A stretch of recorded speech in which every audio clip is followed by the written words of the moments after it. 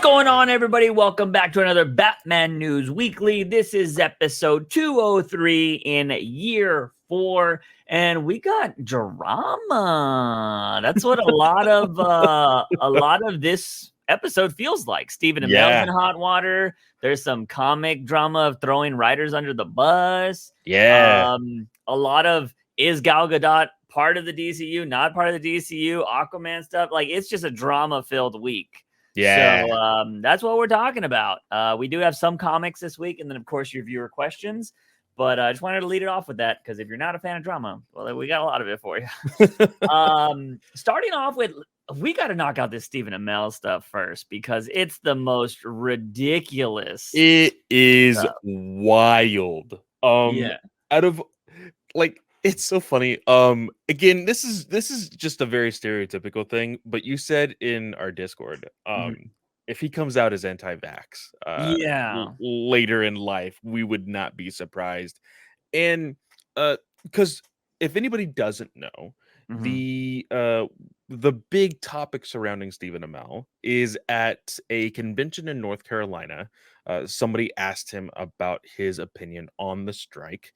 And there is video evidence. There is nobody making this up. This is coming straight from his mouth, saying that he supports the union, but does not support the strike, saying that, like, it's kind of redundant and, like, negotiations, like, would, just not go over well with the strike and everything else. Yeah. And so everyone, union members, non-union members, all of Twitter, all of Instagram, everyone just ripped Stephen Amell a new one after this came out. It quickly became, okay, how do I flip this? How do I flip this? Because then he went on to a Facebook post and went on to like 3 pages of his explanation of why things that he said.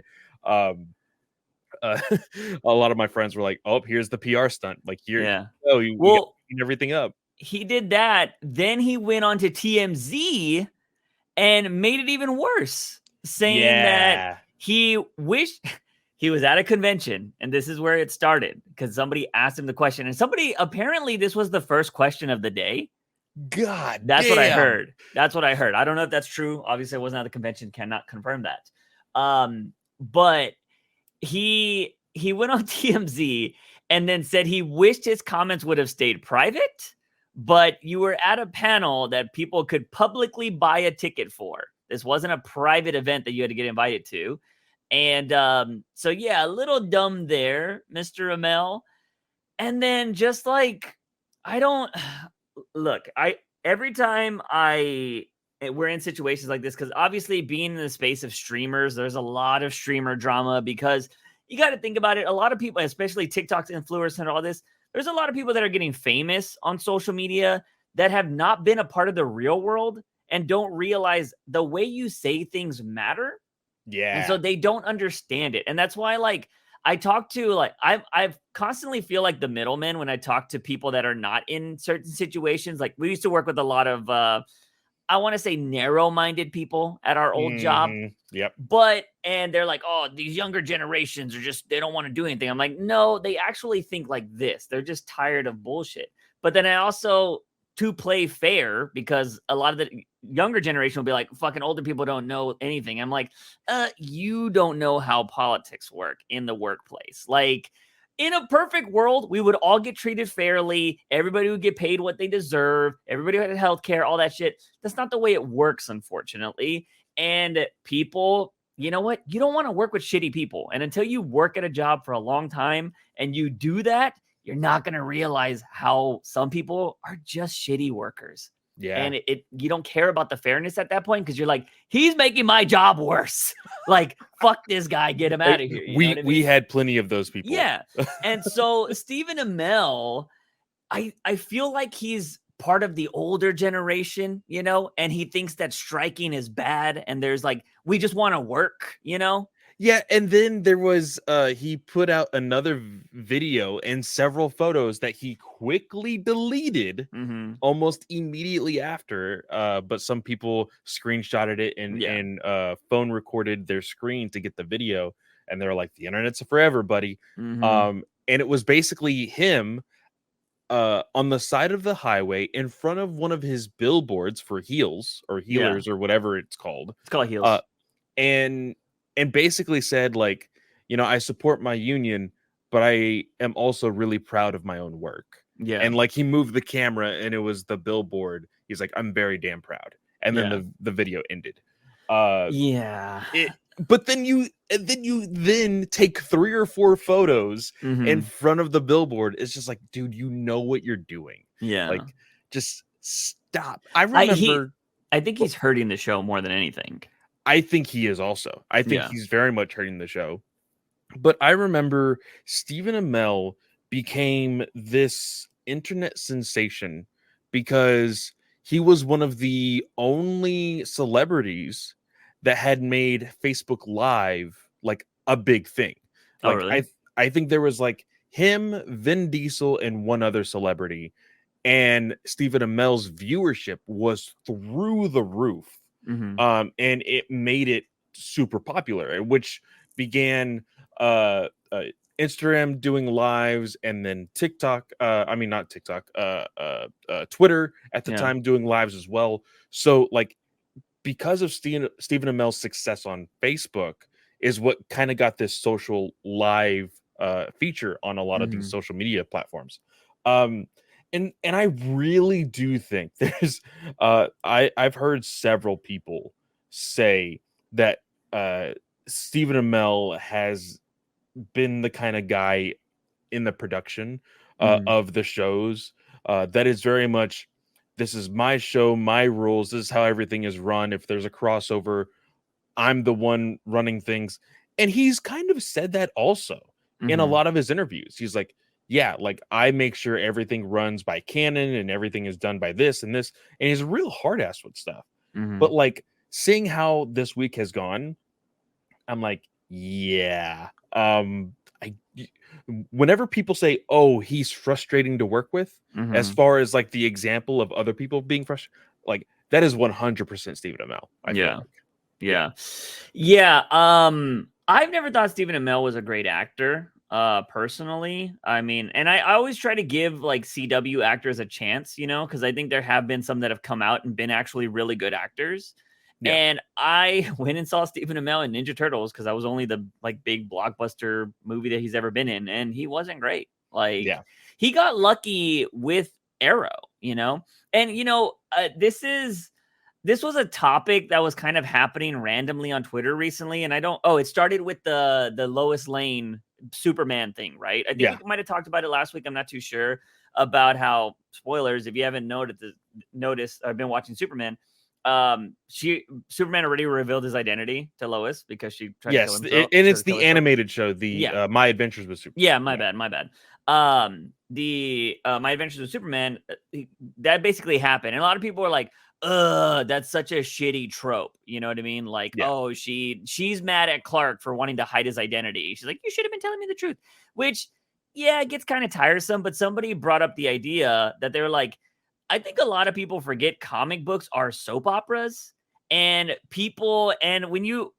I know a lot of people think like, I always go to Friends, Days of Our Lives, which is, that's what I think of when I think of soap operas. But I grew up, we grew up in that era where soap operas were the daytime thing. If you were sick at home, that's what was on TV during the day. It wasn't reality shows on reruns. It was soap operas.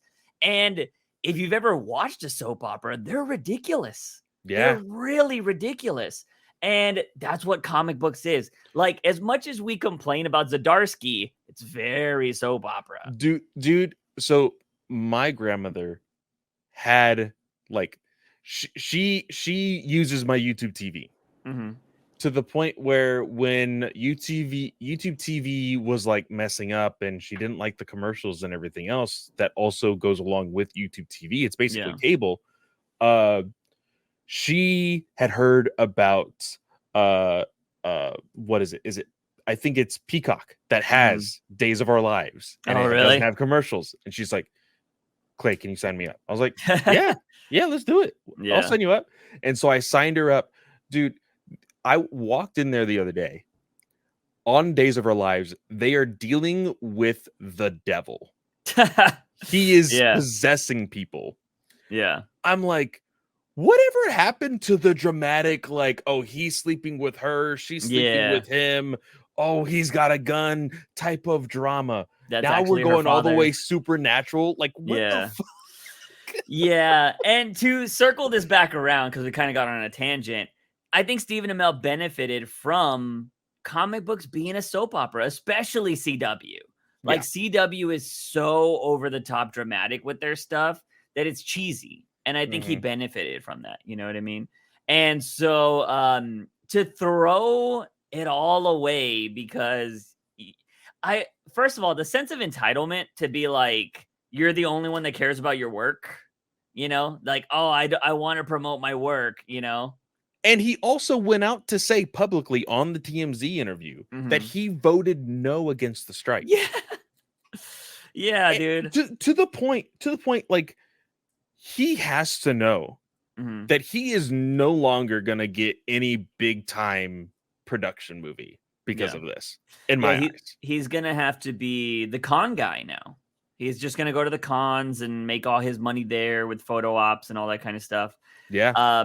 Because he essentially, what the term is now, which I'm getting kind of annoyed with it because, like, I still think it's very, because we were concerned about talking about, you know, certain things because we're a podcast, all that kind of stuff. We read articles that, oh, if you're a podcast, you're fine, you should be good. But promoting like a trailer is weird. And I'm just like, it's so confusing. I feel like if you are not in SAG, it shouldn't apply to you because you're not getting any benefit from that. That's just how I see it as a normal Joe. I'm not in the industry. Maybe somebody in the industry will be like, nah, it's kind of fucked up. You're going to get screwed in the end. But at the same time, like, man, if you're going to screw me because I wasn't a part of your thing, but I didn't do your thing, like, you're going to blacklist me for that, then fuck you. I'm just going to have to do things on my own anyways, which it's not hard nowadays. Like, I mean, you can make your own short films and all that shit. Just look at what, David Sandberg did. He made a short film in Hollywood. It was like, hey, come work for us. You know what I mean? So, like, I don't know. I just think it's really weird if people would be like, you can never work in Hollywood because you accidentally talked about that one thing that one time. But, hey, sexual assault guy, you're good. You're good. Hey, Kevin Spacey, come back, bro. You're good. Like, you know what I mean? Yikes. Like, Hollywood can be very hypocritical, I think, with that kind of situation. But with the whole scabbing thing, Amell is just doing it atrociously, or not atrociously. There's a better word for it. Egregiously, maybe. I think it's a better word. Because, like, I can understand accidentally doing something, right? Like, maybe you're doing an interview and you're like, oh yeah, I think people should go, oh, you know, and like they say, like, oh, I'm totally bad. Like Mr. Beast, right? You posted the thing in Discord yesterday. Mr. Beast is in the new TMNT movie. I won't lie to you, didn't know who the fuck he was until I read that article. Because it's not a big thing, if anything. So, and they were like, oh, and it's this, I'm kind of annoyed by the person that was tweeting it out, the Osinox person. They're relatively a good reporter on stuff, but they've said some things that are kind of annoying at points. But anyways, they were calling out Mr. Beast because they call out everybody that's kind of like in the space that does that. But Mr. Beast was like, false. I was actually contracted for that, and it falls under the guidelines of what SAG said was okay. And he was like, plus I'm donating to them tonight, you know, to help out the cause. So I don't know how you feel about this, Clay. I've gotten kind of annoyed with this, but that person was like, oh, I'll write a retraction. I think that if you have been corrected on something, the original source should be taken down. I think so as well, just because it is still a false narrative. It's false information that people will take to truth. They'll take that to the bank and be like, hey, like, this is what happened. And then it's not until later on there is actually this thing with the Barbie movie. There's a scene in there with an older woman, and they're like, oh, do you know who this woman is? It's the daughter of the original maker of the Barbie. And like, eventually a lot of people found out that it wasn't, and they started commenting on this person's post, and he kept on just making the comment of like, yeah, I know, I realize that now. I realize that now. I was like, you wouldn't have to realize it now if you just deleted the post and then made a new one, you know? It's just kind of annoying, especially when it's even more so like this instance, where false information is going out there and people take it to heart. Yeah.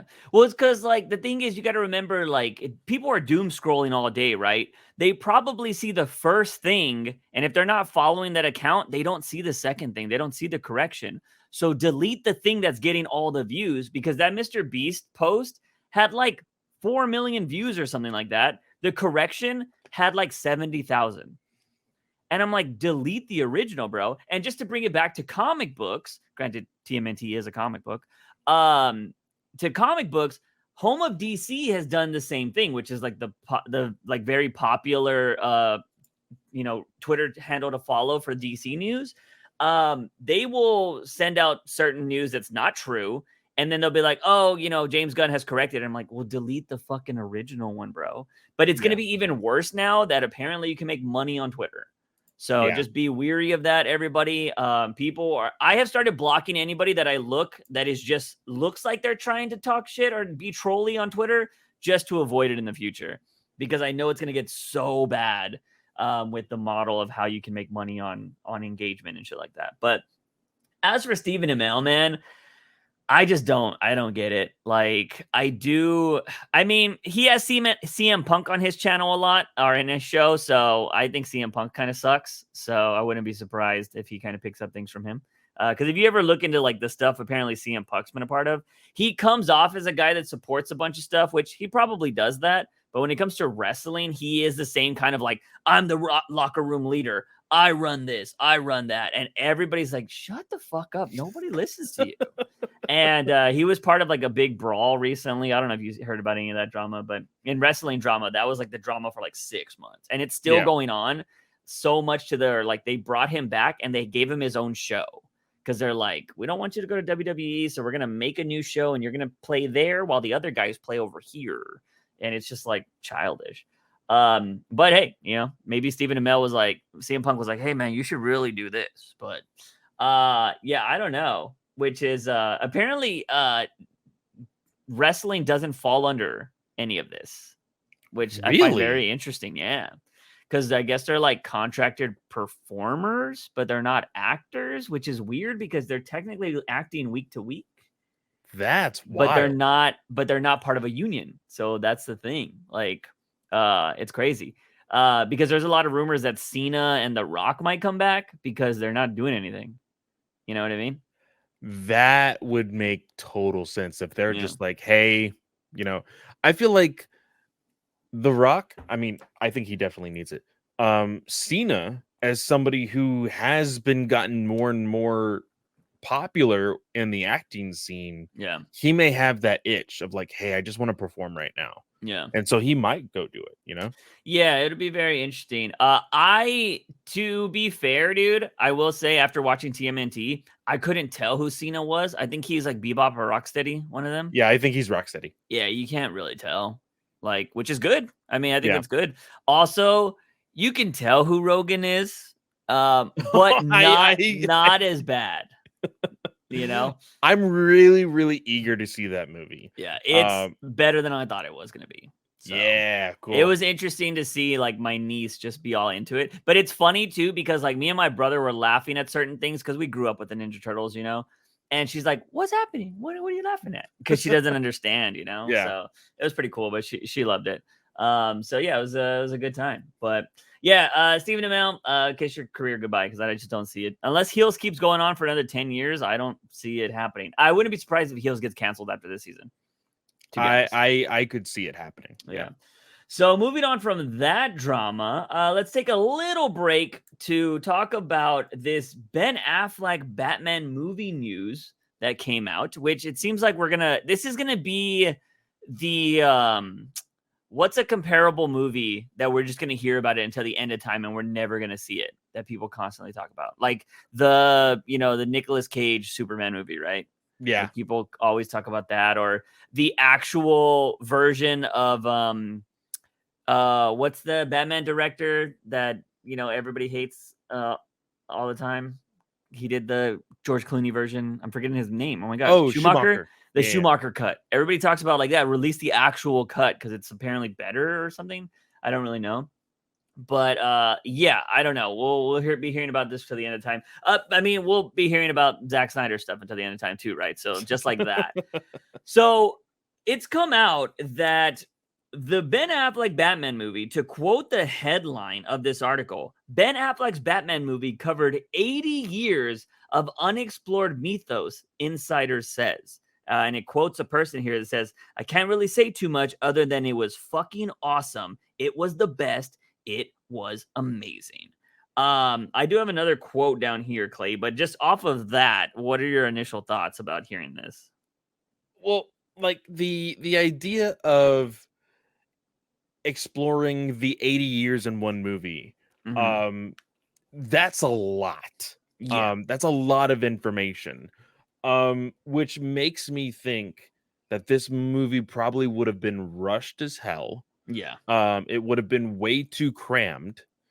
And because the idea is okay, 80 years probably in villains, because the idea was that the set was going to be Arkham Asylum and everything Yeah. else. And then you would get the cameos of probably the Bat family, at least mentioned and whatnot in there as well. But still, like, I think it probably would have been too much. We know that the idea of a Batman movie that has Batman in costume for nearly 90% of the movie sounds really, really awesome. Mm-hmm. Uh, Especially when we are so used to that of the MCU that is always finding a reason to take off the helmets, the Yeah. cowls, and whatever to show the actor's face. With this, I think that they probably needed to slow the fuck down. Yeah. Just make a Batman movie first, and then start exploring that stuff. Yeah, according to this other quote, it says Ben's story was going to cover something that has never been covered in comics, but was building off the storylines in the Batman mythos over the last 80 years and approaching it from a new kind of perspective. I don't know who it, they keep saying the person's name is Olivia. I don't know who this is exactly. I don't know if I can get a full name. But yeah, it was just kind of like, I don't know, I'm just hearing it. J Olivia, may be known, Oh, may Jay Oliva. Olivia. Okay. He's Um, the one who also worked with the Batman animated well, the DC animated movies. mm, He helped consult and create the Batman Returns animated movies in most of the DC animated universes that they've created. yeah, they said it was a storyboard artist, Yeah. or I guess so. So yeah, storyboard artists do see a lot of stuff, but they should also know that a lot of stuff they see is never gonna make it into the film. Like, so I try to take storyboard artists with a grain of salt. You know what I mean? Yeah. But I don't know, man. Like, what I feel like it would have been was there would have been an intro that would have shown just a bunch of Batman stuff happening over the last 80 years, right? Like him getting his back broken, him, fighting So the freaking. basically, what the Suicide Squad did, how they introed like all of these different things with like all of this dialogue to kind of tell you the backstory of all the I characters. I feel like it would be the Marvel intro where it shows Oh, like the it just fanfare. Yeah, does yeah, yeah. that, like kind of something like that.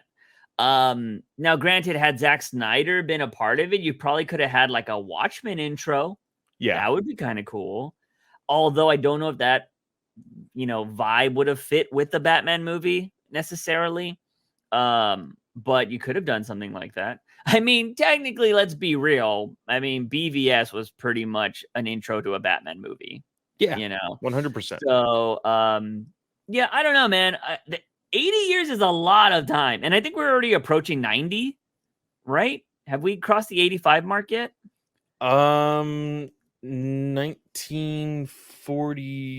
1941, I think it was. So Uh, let because I me feel let like me the 80 years was like before COVID. So when we hit 80 years, I feel like we're probably like at 85, 86 now.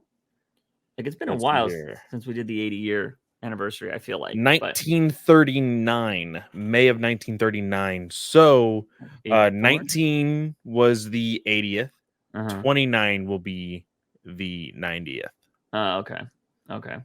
So So yeah, I don't know. actually, if it's 29, then in 2 years will be the or 1 85th? year. Yeah. It's 24. Yeah, will be the 85th. 85th anniversary. Oh man, we're gonna get so much Batman next year. Like that's gonna be crazy. We already get enough nowadays. But yeah, so I don't know, man. I of course I saw the comments on this. They're like, oh man, this should have been made. This would have been the greatest thing ever. And again, man, it comes back to that line I said a long time ago. I don't think people read Batman. They just see Batman. That's it. Yeah. They just want a cool guy in a suit beating the shit out of people. And they don't care about story. They just don't. Yeah. But like, I don't know. I mean, that was just kind of something I saw before we started this podcast, because we have started the podcast a little later than normal. And I was just like, we could talk about that. But I just don't know. This is what I hate. It's like that thing that directors do after a movie comes out. They just add a bunch of extra information. I mean, even Muschietti's been doing it for Flash. Yeah. And I'm just like, I feel like they're just adding a bunch of shit to just kind of hold on to, like, oh, dude, Ben shit was gonna be so awesome. You don't even know, bro. I'm like, but I mean, why didn't it get made then? You know? Well, exactly. At that point, it's like, what does this do for the company of WB? What does this do for Ben Affleck? What does this do for the Batman we're going to see in the DCU? It doesn't do anything. Like, so this information is kind of pointless. Like, yeah, you can play what ifs and, oh, that would have been so awesome, but you're never going to see it. Like, and again, I know there's going to be a lot of people that are like, Clay, you're the one that campaigned for the Snyder Cut. I was like, yeah, but it was proven that it was already made. Yeah, like a big difference. Yeah, there is a huge difference in this. Like, Ben Affleck walked away from this Batman movie. Like he walked away from everything. He's like, hey, I want nothing to do with it. Like, and that's why you won't see an inkling of it, because none of it exists. Yeah. And then he came back. So, came back to do the Flash, but it is what it is. So yeah, there's that. But speaking of things that may or may never get made, there's a lot of DCEU and DC news that is causing a lot of confusion.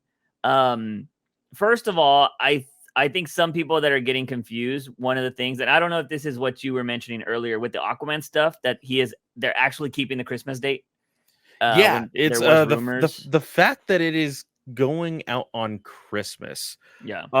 This is interesting.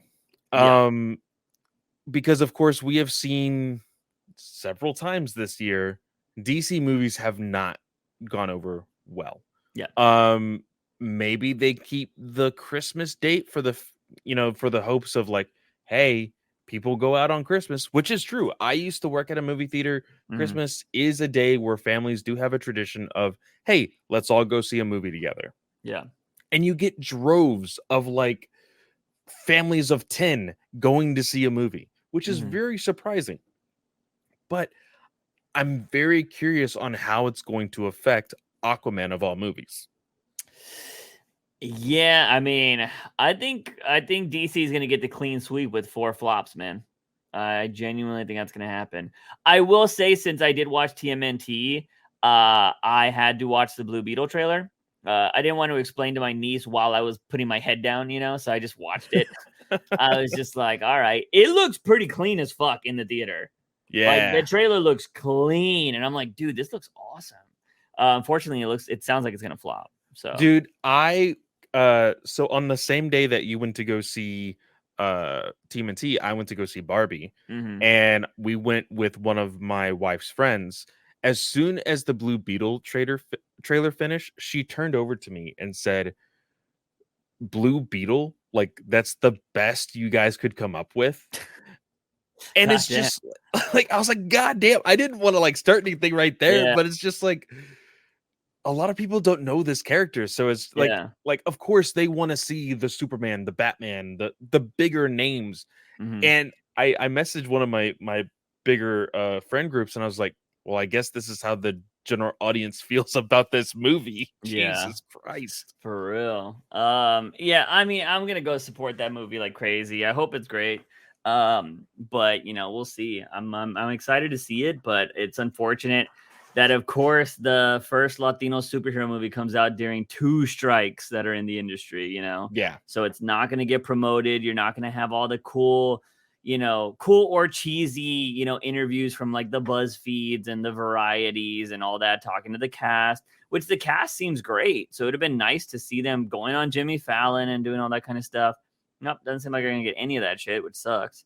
And yeah, it's unfortunate, but I'll be there to watch it. We'll talk about it on the podcast. Quick review of it and whatnot. That's what we do with all the videos, anyways, or all the movies. But I mean, there's possibility of Batman being in it, right? According to George Lopez, we'll see. Which I don't know how that would work with no Batman cast, but we'll see what happens. But yeah, so Aquaman keeping the Christmas date, which that's not moving. Again, that we'll see how that does, because I think there are a lot of people that do love Jason Momoa, but at the time of the first Aquaman, people also loved Amber Heard.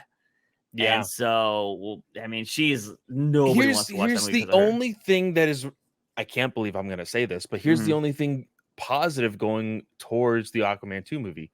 People love Jason Momoa in Fast 10. Yeah, he was the highlight of that movie. And so I think that buzz of Fast 10 will get butts and seats for Aquaman 2, but I just don't know if it's going to be enough. Yeah, I could see it making the most money out of all the movies that came out this year. Yeah. Was Black Adam wasn't this year, right? Was it this year? No, it was last year. Okay. God damn, it feels like so long ago. All right, I thought it could have happened this year, but that's crazy that was the last. It wasn't profitable, but like it's done better than all these other movies. It's the last successful quote unquote DC movie. Ridiculous. Recently. Yeah. So yeah, and then the biggest thing, and I don't know if there was anything else, but the biggest thing was this Wonder Woman news that came out 2 days ago, a day ago. I think it was it's been spanning over the last 2 days, pretty much. Yeah. Saying that Wonder Woman 3, quote unquote, is in production with Peter Safran and James Gunn. And it's from an article that happened before the strikes. Yes. And it's being sent out now. And it's with Gal Gadot talking about how her and, her, Gunn, and Safran are all working together to make a new Wonder Woman. And this has been having even the scoopers going at it with each other or doing contradictory information. Of course, and I just like mute all of these people, but like Twitter's just like, let's just feed Juice's timeline. Everybody complaining about Gal Gadot's acting for some reason. I'm like, dude, what the fuck? Like, who cares? It's a superhero movie. Yeah. Like, you're not going to get Oscar award. I mean, it's not going to be Joker. You know what I mean? You're not going to get Joker out of all these movies. I just want to have a good time at a superhero movie. And Gal Gadot is fine. She's great. She's awesome. And it's like a lot of people complaining about that. And the same fucking, well, if Henry can't get his movie and Ben Affleck can't get his movie, Gal Gadot should get recast too, James Gunn. Like, bro, fucking get over it. Like, get over it. Go outside, get some fresh air, get a snow cone, and just fucking get over it. I'm tired of that same argument already. And so, like, yeah. But it was, do you have the tweet that kind of clears up everything? Because the tweet that cleared it up is how I was thinking about it. Yeah, I did. We did talk about it briefly in the GUA, or sorry, the GUA is my network. We were talking about it also. But there's this tweet by a scooper named Can We Get Some Toast? He says, in regards to Gal Gadot continuing as Wonder Woman, pre-strikes, Wonder Woman 3 was supposed to shoot this summer with a script by Patty Jenkins that Gal really liked. Jenkins was obviously returning as director, but James Gunn scrapped her script entirely because he thought her take did not fit within where he wanted to take Wonder Woman in the new DC universe. Yeah. This led Jenkins to no longer be involved in the project in any capacity whatsoever. She has basically left DC movies at this point. James Gunn, Peter Safran, and Gal Gadot will develop a new version of Wonder Woman 3 from scratch post-strikes. Obviously, at the end of the day, it won't really be Wonder Woman 3, but a reboot starring the same actress. Some things we saw in her previous movies will stay the same. Some will change. Now, we have talked about this before in regards to how James Gunn can transition characters already in the DCEU and transition them into the DCU. Mm-hmm. We've talked about how just like how a comic book universe has been rebooted with New 52, Batman's mythos and continuity basically stayed the same, and then continued with a new story with Scott Snyder. Same thing happened with Jeff Johns and Green Lantern. Same thing is going to be happening with Wonder Woman here. Mm-hmm.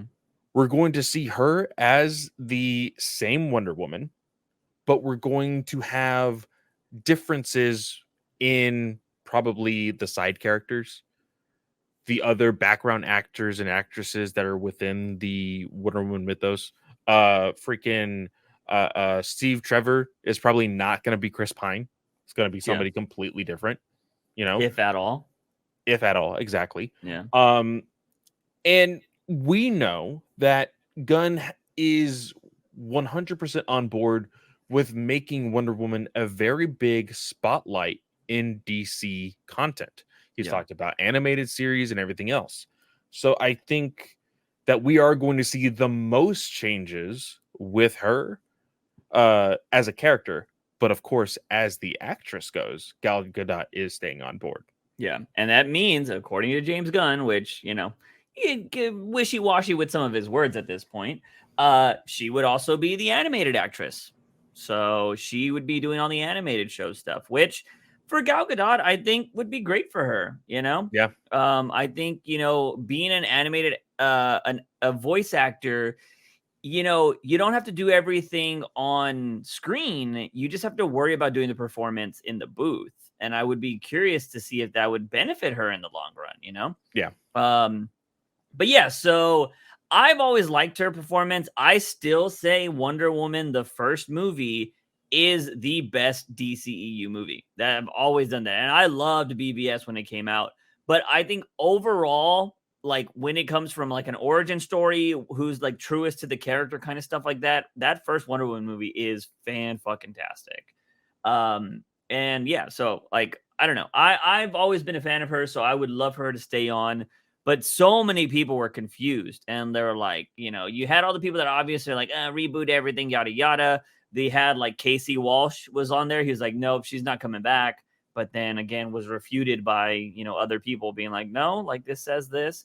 And even, we said at Home of DC, who tweets all things DC, pulled up James Gunn stuff. And James Gunn was like, we didn't let her go. We've actually talked to her. Like, so he's kind of saying like, we've met with Gal, like, granted, they've met with a lot of people, and a lot of people will be like, oh, he said that Ben Affleck was actually wanting to direct something. You know what I mean? So there's all of that shit. So you got to take his words with a grain of salt. But, I do think they see the potential in like how well people like Gal and how she's done as Wonder Woman. And look at how many cameos she had. And if we're playing the like, oh, James Gunn, will he, won't he thing, he left all her cameos in those movies.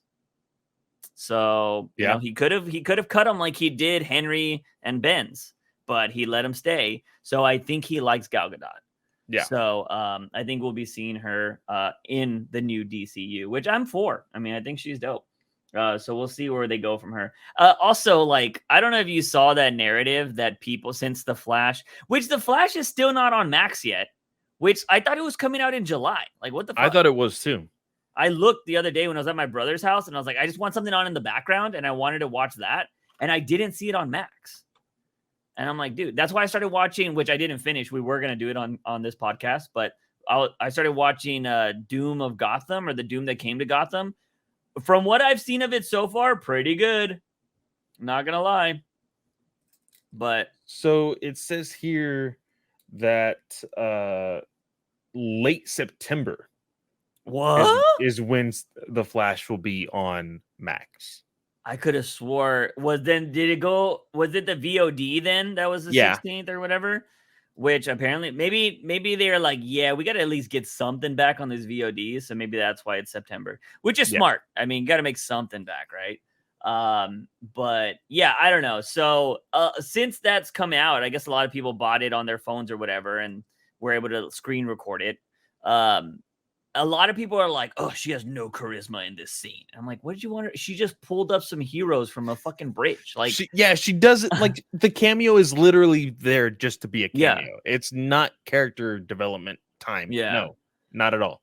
And it's just like, if you want charisma, go watch Wonder Woman 1. Like she's great in that.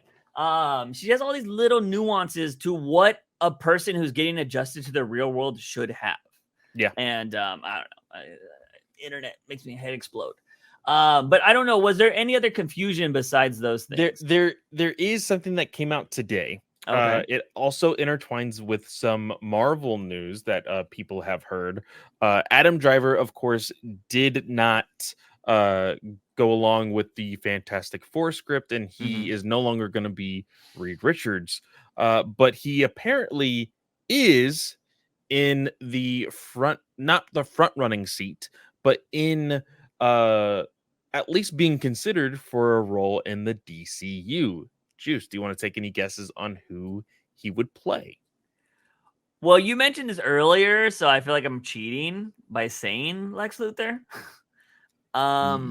Is Lex Luthor? Yeah. So, yeah, that's weird. It is. Like, so here's the thing. Adam Driver, I think, is a phenomenal fucking actor.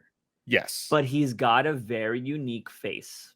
He's got a very unique face. He's very tall. He's stocky. Like, and like, I just couldn't see it. Shave Adam Driver's head. Like, just imagine that real quick. Yeah, I just don't. Well, he's also got like a very prominent nose, which I'm a fan of. I have a prominent nose myself. So like, I love my big nose bros.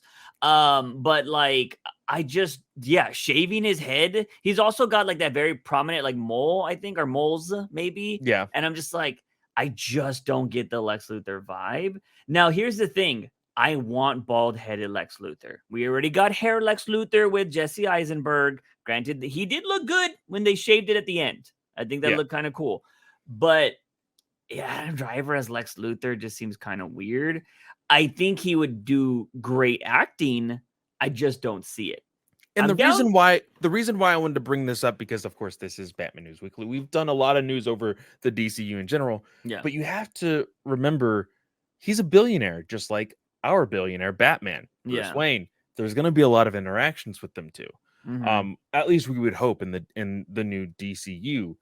And putting Adam Driver next to what could be our next Batman, it has to click. Even though they are not prominent enemy and hero, usually they do clash sometimes. We even saw it in recently as Joshua Williamson's run of Batman. Yeah. So it's odd. Like, there has been people who have fan casted Driver as Batman. Couldn't see that, honestly, in my mind. But it's going to be weird if he is chosen for Lex. Who's he a better fit for? I thought he was weird for Reed Richards, to be honest.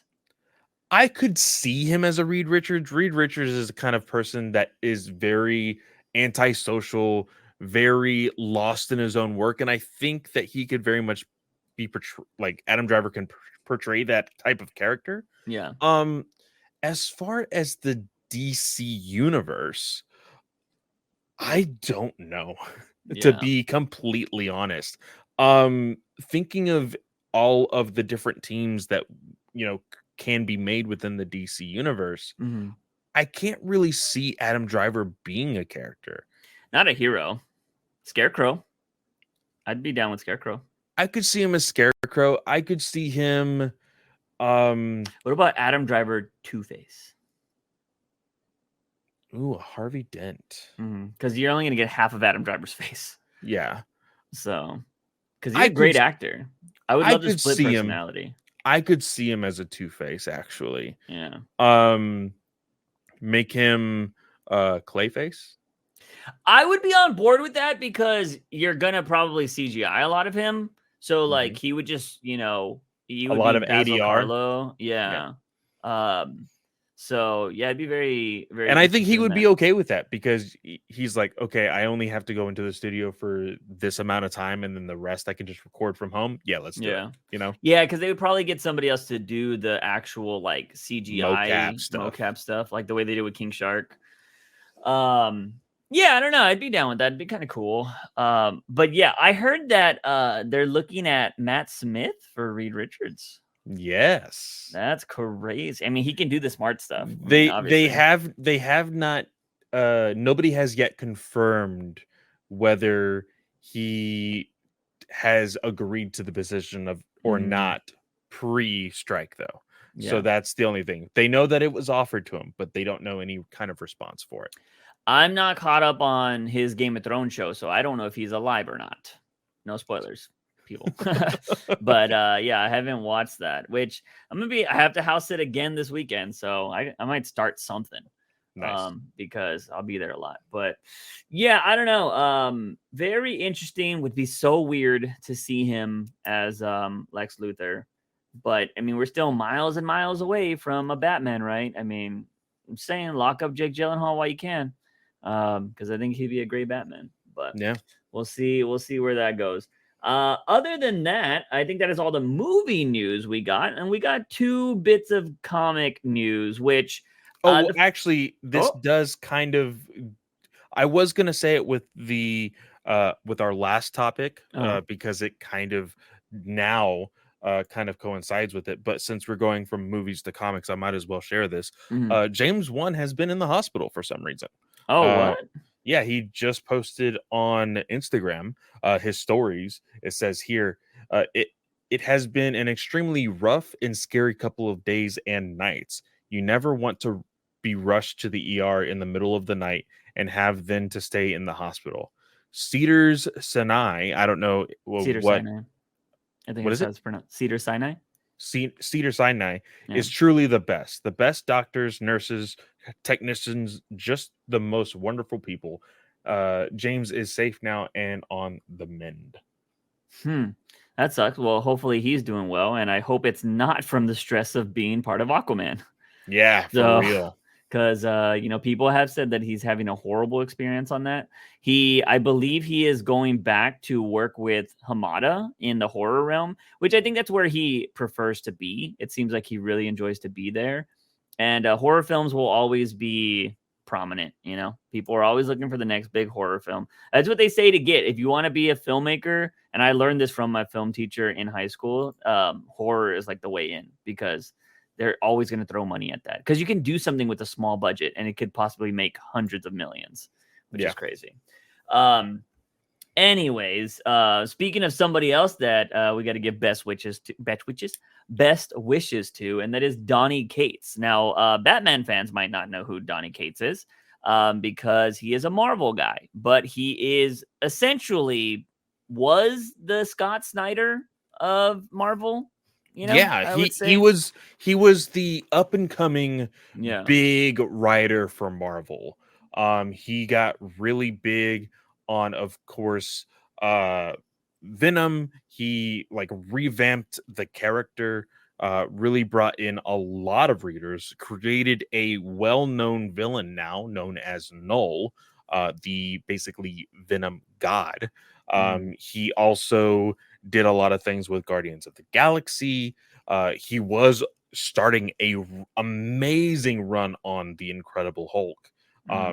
And then all of a sudden he vanished from existence. Didn't he do Thor as well?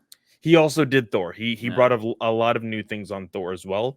And then, like I said, he vanished from existence. Nobody heard anything. And then all of a sudden, Ryan Otley was writing and drawing Hulk. Somebody else was writing Thor. They switched writers on Venom. It was all just very weird. And a lot of people were asking, where's Donny? Where's Donny? Where's Donny? Nobody was giving a straightforward answer. And come to find out via Bleeding Cool, and Donny was at San Diego Comic-Con with some horrific news that he was in a car accident and now has brain damage. He cannot remember the last 3 months of his life. I think it says 6 months, actually. 6 months. Yes. Sorry. Yeah. The last 6 months of his life. Yep. That is terrifying. Yeah, the article actually had photos to prove that he was in a car accident, and because he supplied them. He had a fresh ass haircut, I will say that. Yeah. But he had some fucked up, like, yeah, his face was fucked up and stuff like that. He was also going through a divorce too, which is what according to the article says. So now I believe his wife was an artist at Marvel as well, or maybe was working on some of his stuff. I'm not too I sure. don't know exactly where she was an artist, but yes, she Yeah. was an artist as well. She was like really cool with a Mhm. lot of fans and everything else. They were inseparable all the time. Yeah. And you know, for me, just seeing what he has gone through, and I was like, God damn, she left him in the middle of him, like Yeah. basically being in a coma, or however long it took or whatever. Yeah. But in the article, he said like he's had to relearn how to tie his shoes. He's had to relearn a lot of things. Yeah. And he cracked a joke talking about how, like, you know, hopefully I can get back to what all you guys love for me to do. Did you know that Cosmic Ghost Rider is the Punisher? Like, not like Yeah. acting like he didn't know what it was. So I thought that was really funny. He has, you know, his sense of humor back at least.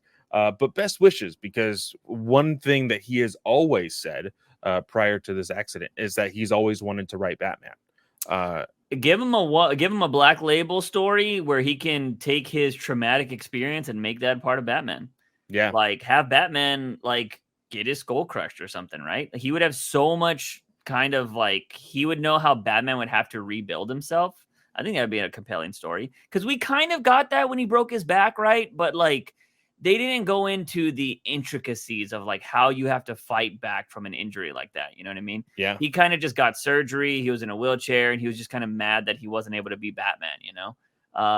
But I think going into like, oh, you know, the day-to-day kind of shit would be a very interesting story to see how Batman comes back from that. And I don't think you can do that in the main run, because the main run's got to be bam, wow, kapow kind of stuff all the time. Yeah. But I think a Black Label, you can tell a real compelling story with Batman. So yeah, best wishes to Donny Cates there. And you know, at this point, I would love for Donny Cates to come on and take over Batman. So, you know, we'll see. But moving on to some very big drama that happened on Twitter that has since been deleted on Twitter. Artist, from my understanding, this is the artist, Nico Leon, has said, put this tweet out on the 28th of July, was saying, hashtag Catwoman 58 script is 3 weeks late. I have only 3 weeks or less to draw a book that needed 6 weeks. I think people need to know why my drawings will be stick figures. I think I might write an open letter explaining the massive pain that it has been working in Catwoman. So this was a talking point in the Discord between, you know, me and Raphael, which is one of our longtime listeners. Now, when I saw this, instantly thought, wow, Teenie Howard is not bringing the scripts. Like, it's bad enough I didn't like Teenie Howard's story and writing, but now she's delaying scripts. That's kind of messed up. You know what I mean? And that's how I took it. Raphael came out and said, like, well, I believe this has to do more with editorial. And I believe he saw more tweets and stuff like that. Mm-hmm. So explaining it. But I said, well, that really doesn't matter, because it's all about perception. Yeah. And that tweet makes it seem like it's Teenie Howard, because nobody thinks about editors, unfortunately, right? Especially with a lot of the stuff that we think is bad right now. We're like, editors don't exist. Like, writers are just throwing stuff out there. Oh, I know people who know editors and have had conversations with editors, and even they say, yeah, these editors hardly exist. Yeah. So I automatically read that and I think, oh, it's Teenie Howard is now providing late scripts. And you know, a lot of people, I can't go back and read them now because the tweet is now deleted. But a lot of people were like, wow, yeah, you should actually speak out. More people should speak out about this. Like, you know, it was a lot of like, you know, care about the artist. Artists deserve respect, you know, that kind of stuff. And obviously there's a lot of people that aren't liking Catwoman right now. So it's just more hate to Teenie Howard, you know? Yeah. Like, we don't like Catwoman, and the way we protested it is by not talking about it anymore. Like, we're just not going to give the book any praise because we don't like it, you know?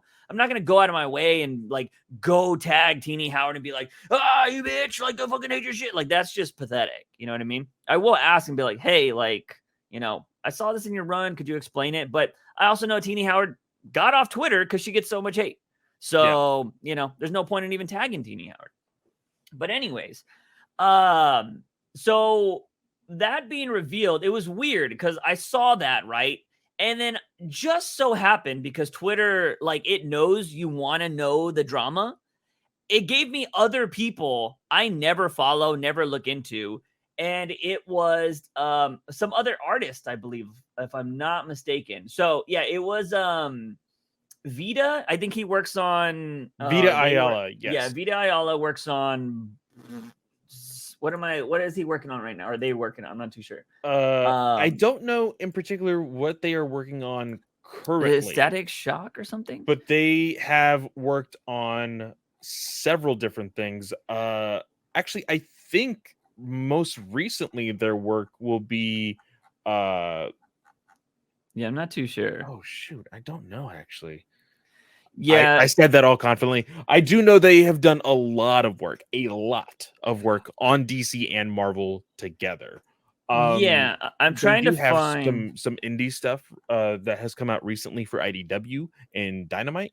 Yeah. But I believe Ayala is I want to say I'm trying to find the actual thing, because they said this is not my co-creator on something. Because this is the one thing I do hate about Twitter. A lot of people subtweet, which I really fucking hate. I've done it too. I'm guilty. But it makes you assume it's about other people, right? Yeah. And like, that's the big unfortunate thing. And I feel like I'm trying to find it. They correct. They're like, no, this is not about my co-creator or something like that. Oh, it is Static Shock. Okay, so yes, that is the most recent thing. Yeah. So going to these, there was these two tweets that I saw. One of them, I believe, was this person I found because they tweeted under the original Leon post, and it was all like, good job throwing your creator under the bus or something like that. And so I went and checked that out. This was from Casey Gilly. I don't know where they were or what they do exactly, but I just saw that it was connected to this, right? It seemed like they knew Teenie Howard or involved in some way. It says, it's the most insidious rat behavior to try and sick the internet on your queer woman creator. Backpedal to save job opportunities and act like you're one of the actually mistreated artists in our industry when you're just a goddamn liar. I don't know. Teenie Howard, I thought she was married, but I guess she's queer. I don't know what's going on there. I don't know the terminology, so I did not know this myself. Yeah. I knew about Vita Ayala being non-binary, but I didn't know about Howard. I didn't know about Howard's sexuality. Yeah. I also do feel like this is, I mean, I guess I'm gonna give the benefit of the doubt of this person. I felt like that information wasn't really mattered, because I think anybody that did this to creators would look bad. I didn't think sexuality really mattered. There is this myopic lens that a lot of people look out nowadays, and I totally understand it. I'm not putting too much of harsh words on this, but I do see it a lot. Is when somebody comes out as queer or anything recently, it is always, people are a little bit more sensitive to that, more so than anything else that they're going through. So in this aspect of Teenie Howard, is not her toxic relationship with her artists that it is. It's the fact that she is queer and having to deal with her toxic artist. And it is something that people, like I said, people do a lot. And I get it. If you want to be as supportive of the LGBTQ plus community, 100%, I am there. I am right there with you. Yeah. But the thing for me is, I saw this quote from somebody, is that LGBTQ plus members want to be safe more than they want to be brave. And sometimes putting that target on them is not always the best. Like, I know it's like, hey, they're queer, we should support them and we should elevate them and everything else. Like, okay, like, calm down. They will put that on us to be like, hey, I am a queer artist, queer writer. Can you please support my work? Yeah. That's how you do that stuff. When you're throwing it into this aspect, you're also endangering more hate towards her. Yeah. In some of these situations. So I will say, when people, if you're ever thinking about doing that in support of that person, think about it before you write it out. Yeah, I just thought that was, I was like, why?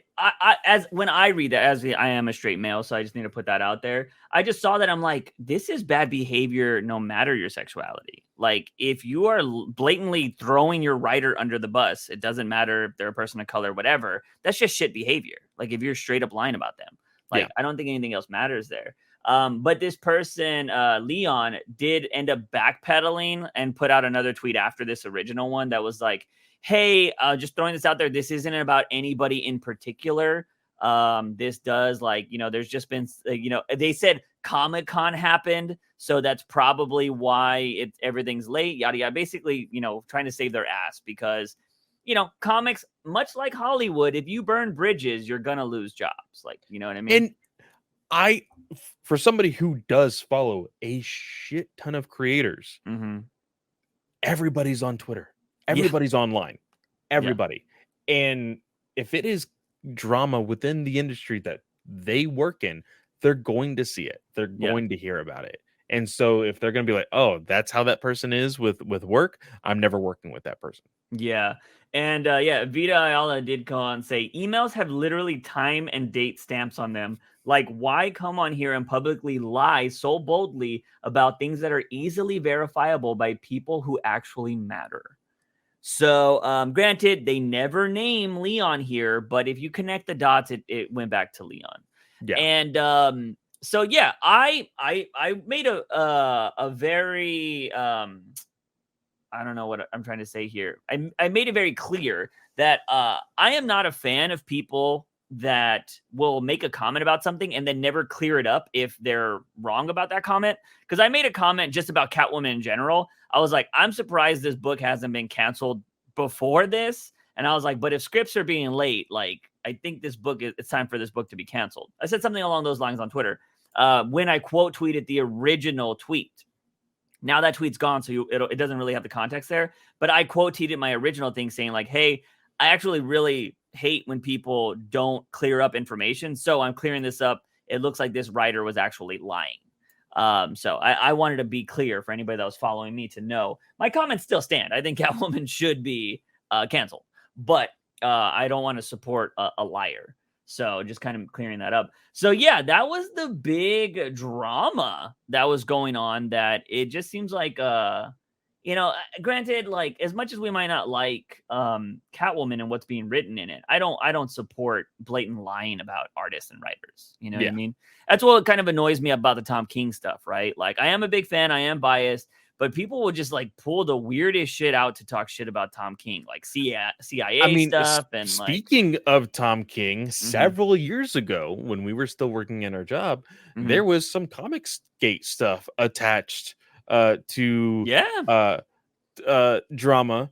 It came out to not be true, but Tom King was so quick to follow the Twitter threads and was like, hey, you know what? Fuck this guy. If that's how things are going to go.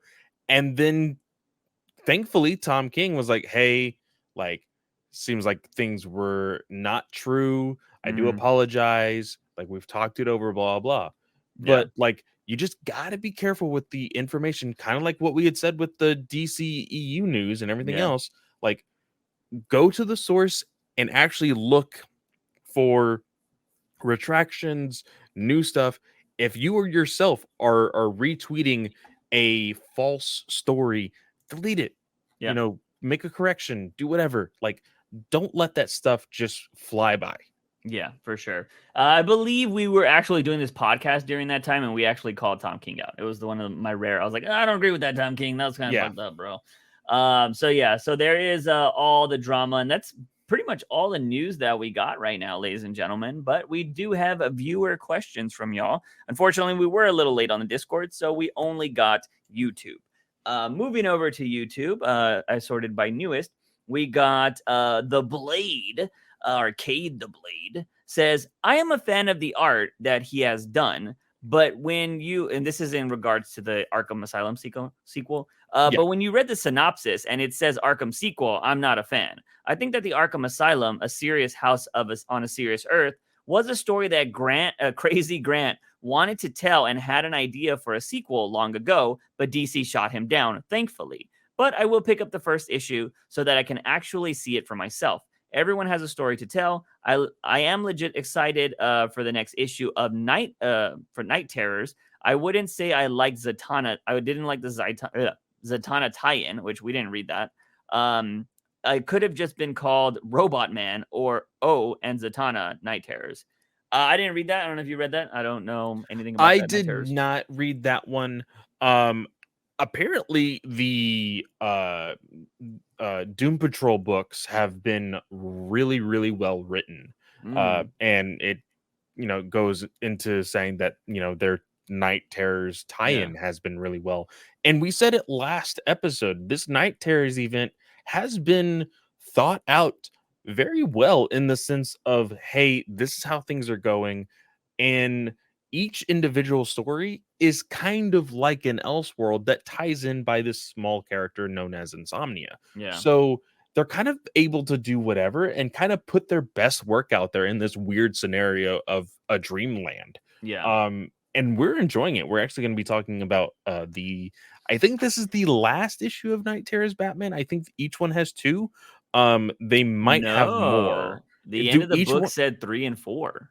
Oh, they do have 3 and 4? Yeah. Well, I thought it said Night Terrors 3 and 4, not Terrors Batman 3 and 4. Maybe. You might be right. Okay. Yeah, because you would think that I think Batcat War starts this month, right? Or at the end of this month, maybe?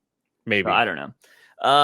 So yeah, we'll be talking about that later. But yeah, I mean, I think Night Terrors has been good. I did reach out to that artist that's been promoting that thing, which it's funny because the moment I asked this, I stopped seeing that promoted all over my timeline. So I wonder if Twitter was like, oh, this guy don't like it, or I got blocked. I haven't checked. But I straight up asked, I was like, hey, honest question. I was if I didn't like Arkham Asylum, I was can I still enjoy this book? Like, is it like very tied in to the first one that I would have to reread it? You know what I mean? Never got an answer. Which I think that's a fair question because, like, can I enjoy this? Is it like James Gunn's Suicide Squad? You know what I mean? You don't need to see the first one to understand it. So, like, yeah, true. I didn't get an answer, so something tells me it's going to be pretty tied in. We'll give it a shot, but I think it might be it's going to be a hard sell for me. Moncray says, what are your thoughts on Joker's insanity? Was he just born like that, or was it just a bad day? Clay says, it was society. I want to say that, I mean, it was him falling into the vat. Yeah. Right? Yeah, the vat is what made him go crazy. And I think he, falling into the vat obviously changed his brain, but and his body.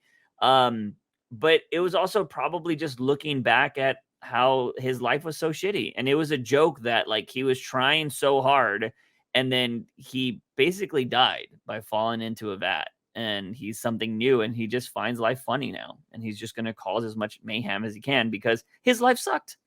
Yeah. So fuck everybody else, and depending on what Joker story you want to believe, since he has so many origins, you know what I mean? I will never believe the super sane one. I think that is so fucking dumb. And yeah, I like Joker just the way he is. I don't think anything's ever going to be better than the Killing Joke origin. I think that one's solid. But yeah, I don't know. I think Scott Snyder's was, if you want to go more of a brutal Joker, I think you go with his. I think that was very clever.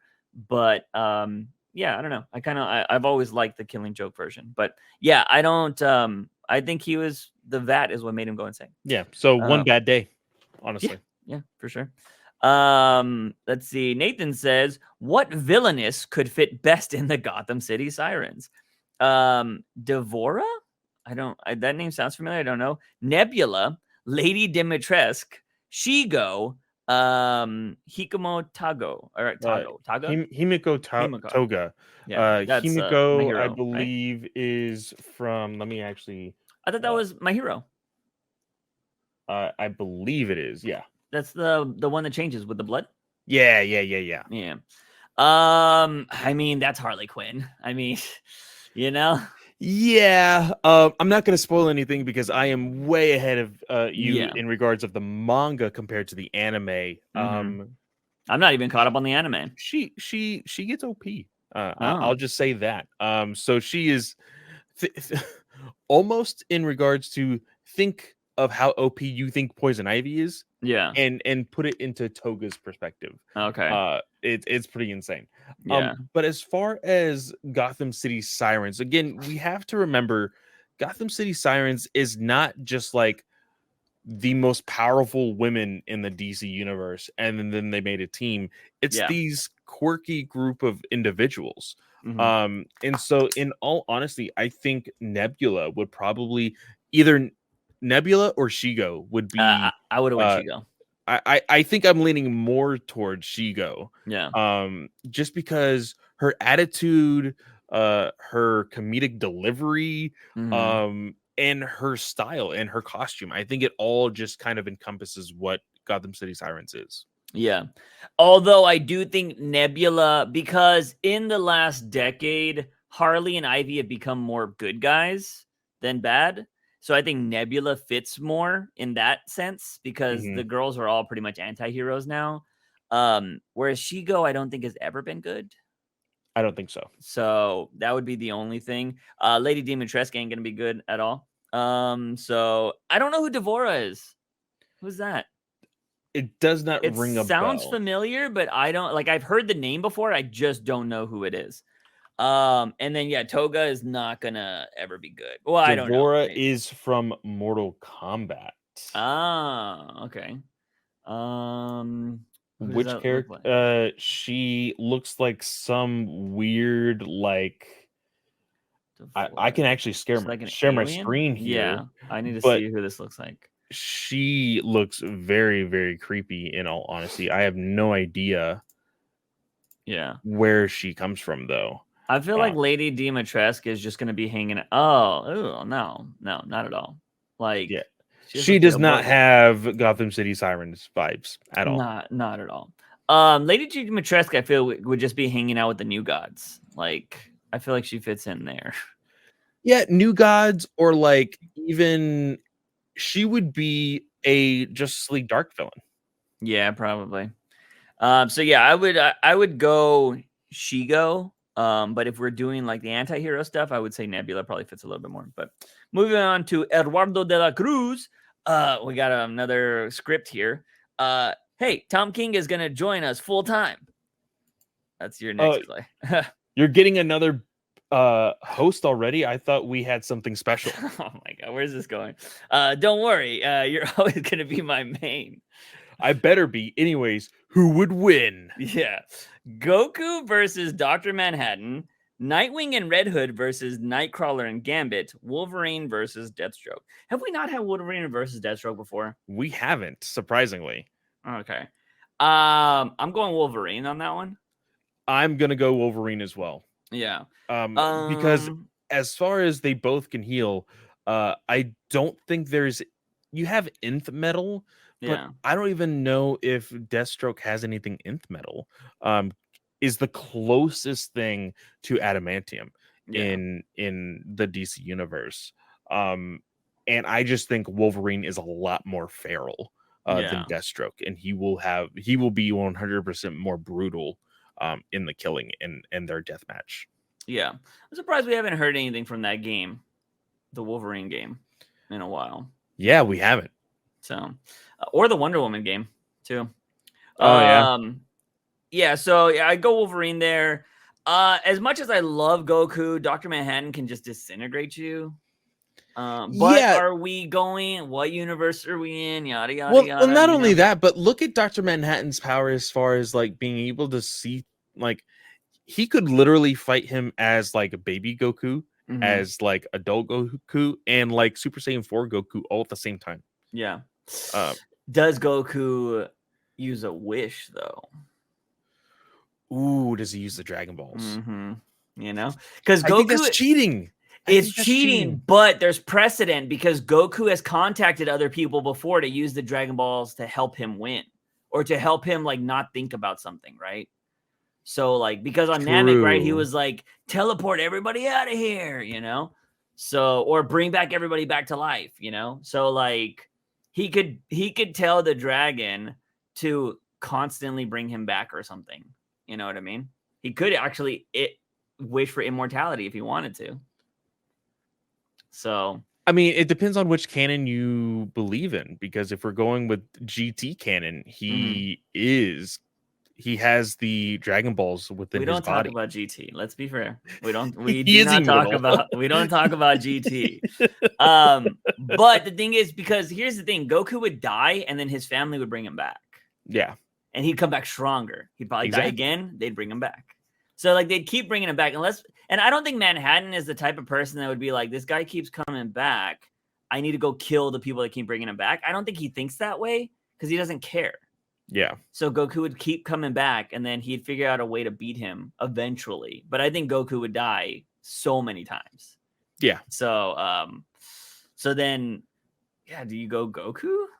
Like I'm trying to think of in their perspective universes put together, and I just feel like Manhattan would not care enough to destroy the Dragon Balls where Goku would keep coming back. Because Goku is so dumb that he would keep fighting Manhattan. He's like, yeah, bring me back, Chi-Chi, or Bulma, or whatever. And Vegeta would be like, oh, I'm going to beat him, Kakarot. And they would both die. But see, here's the thing also. I think Dr. Manhattan is very logical. And the entire fight would be the whole reason for the fight is I think Manhattan would come up with the idea that the only reason why Earth is always in danger is because of Goku. And so I think he would go into the lengths to destroy the Dragon Balls. I think at one point. Interesting. But he didn't destroy Superman. That is true. So, but see, you know what? I will say that. I'm going to cop out and say that he won't. There won't be a winner. Well, Goku will want to fight. Like Goku would 100% want to fight. Yeah. But Manhattan could also have like 50 Manhattan. So like he could be working on his project and Goku could be fighting a Manhattan. That is true. I think that means Manhattan wins. Yeah, probably. Just for the fact of like, oh, I'll keep him preoccupied for eternity, and whatever. Yeah. And Manhattan just gets to live his life. Yeah, that's probably what he would do. But it'd be funny to see Goku fight a bunch of Manhattans and be like, "Wait, you're not the real one?" Like what the, he would get pissed off that he wasn't fighting the real one. Yeah, that's true. So pretty crazy stuff. Moving over to Jason Todd. How do you think the writer's strike is going to affect the making of the DCU? To be honest, like I am still under the impression that I think the not writing is bullshit. I think they're writing, they're just not telling anybody. And that is what some people have thought in the regards to actors as well. Not necessarily like, oh, they're acting secretly, but the whole thing with Deadpool was like, oh, because the writers are on strike, Ryan Reynolds can't basically go off script in his movies. But that's all Ryan Reynolds does. Yeah. And a lot of people were saying, yeah, he's going to do it. He's just like this. Everybody on set is just not going to say anything is really what's going to happen. I would 100% believe if the day that they had to leave the set due to the actor strike, Ryan Reynolds was like, hey, we're going to film this scene of us leaving the studio because that's what Deadpool would do. Yeah. I'm curious because that movie got put on hold, if I'm not mistaken. I wouldn't be surprised if they bake in a writer strike joke in there. Yeah, it could be very, But would that go over well? That's the thing. Yeah. You know, the one thing I will say is if Muschietti, granted, he hasn't been able to sign anything, right? Or that's not whatever's going on. If you know you're about to direct Batman, I'm not sitting around having a vacation. I'm like, I need to make the best Batman movie ever. Yeah. So, like, I'm thinking about that right now. And from my understanding, actors cannot work. It doesn't have anything to do with like stage hands and stuff like that, right? Like, I don't think that is tech. Well, granted, there's nothing for them to work on, so they're probably not working. But, you know, is a concept artist not able to work? Like, I don't know how far it goes. You know what I mean? Because, like, can Muschietti hook up with a concept artist and be like, yo, like, I got some ideas? Like, is that okay? Because they're not on strike. Directors are not on strike. Directors are not on strike. I don't know if, like, I think, see, I need to learn a little bit more about how many unions there are in Hollywood. Yeah. Because, like, apparently animators are not in a union, but they're fighting for a union. Yeah. I don't know if, like, stagehands have a union. Like, do voice actors count as actors? Yes, they do. With the SAG? Okay. Yeah. So, interesting. But you could still technically animate. Yeah. So I feel like voice actors, it doesn't really matter for voice actors. They're probably sitting pretty and they're like, I got a job when I come back. Like, my shit's still going, you know? Very interesting. Animators need to get a union. Like, they need one bad. So do the people in Japan. They need to get a union for real. Oh, for 100%. Holy shit. Especially, dude, and I don't know how they're putting out the anime they're putting out right now. Because, like, they all look great. Like, it's insane. Yeah. But yeah, it can't get any worse. That's all I'm going to say.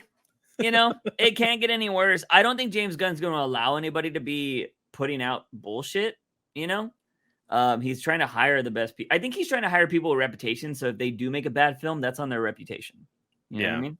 So I don't think it's going to affect anything. I think the only thing it's going to affect is delays.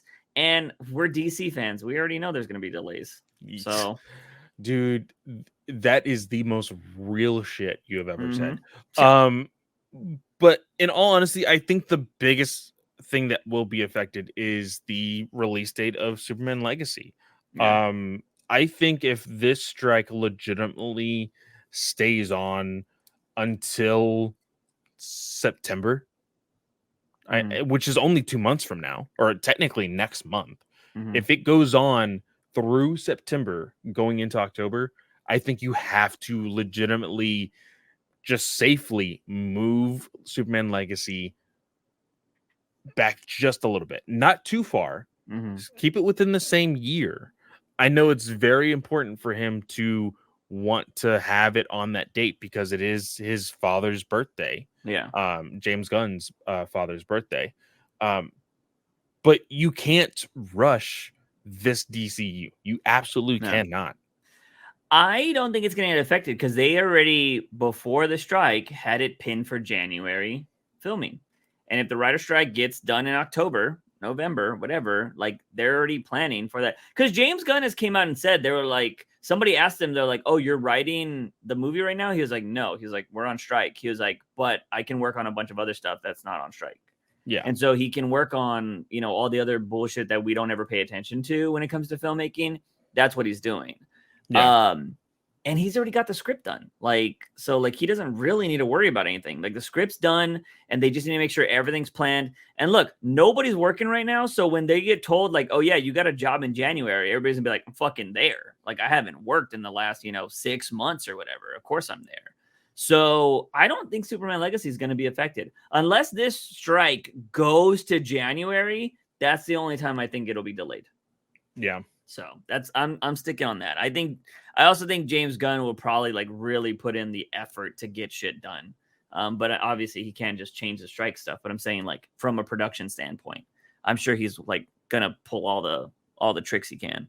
So yeah, I would say I don't think anything's gonna be affected. I mean, the first thing's gonna be an animated thing, right? If animators aren't getting in trouble right now, or can actually still work, that show's probably still being animated right now. Creature Commandos. True. You know, I don't think anything's gonna get messed up. I did see people talking about the Gal Gadot stuff. Gal Gadot, talking about Paradise Lost. They're like, oh, I thought this was gonna be, you know, an intro to the new Wonder Woman. I guess not. I'm like, why wouldn't you include, like, you can do all of that still, like, you know? Yeah, like it's somebody, a friend of mine on Twitter, said this as well. There's so many DC fans that have told or just yelled out into the void, like, Mm-hmm. oh, the general audience is smart enough to like get the idea of like multiverses and these other comic book concepts, right? Mm-hmm. But then yell at James Gunn saying nobody's going to understand this when he says that Gal Gadot is going to be, you know, still Wonder Woman. Yeah. And it's just like, no, the actor can still play this one character. Everything else around her can still change. Like Yeah. that is conceptually like something that can happen. Yeah. I think my thing's always been like, if you do it in the movies, you got to explain it. That's the only thing. Which again, I'm a broken record at that point. We know what I want to say, but I will say I just watched a video from Moist Critical recently where he was talking about how he's getting tired of, which we've kind of talked about this on the podcast before. He's getting tired of how directors are coming out after a movie flops and they're blaming the general audience for it flopping. Yeah. And most recently, apparently that's what's happening with The Witcher, because nobody's watching The Witcher. And he's all like, oh, yeah, well, you know, I was trying to tell this awesome, complex story, but this is according to the video. He basically said that they had to dumb down The Witcher because Americans watch, essentially. Yeah, it kind of gave that vibe. Oof. And I was just like, okay. I was all... That makes me never want to watch season 2. Yeah, I mean, I'm never gonna watch the show now because it's gonna change. Like, I never played the game, so I have no interest in The Witcher. It looked cool, you know. People are like, dude, they do it in the games. That means they're probably gonna do it in the show. You should watch. And I'm just like, I was like, maybe. But I always heard that it like, you know, I heard Henry Cavill was leaving because they didn't stay close to the source material. So I'm just like, why would I want to watch it then? I'll just play the game. Like, everybody raves about that game, but I don't know. I own it. I've just never played it. Anyways, so yeah, I don't know. I do think that's kind of stupid too, about directors complaining about the audience. So it is what it is. Moving on to Alexis Barrera. With Marvel set to release lots of games, DC might get their ass kicked in the gaming department if they're not careful. What would be some game titles that would keep DC on top? I mean, I would say another Batman, but they're not doing good with the current ones they have. Yeah. Recently there has been a DC game that came out that a TikToker that I follow actually wrote the game.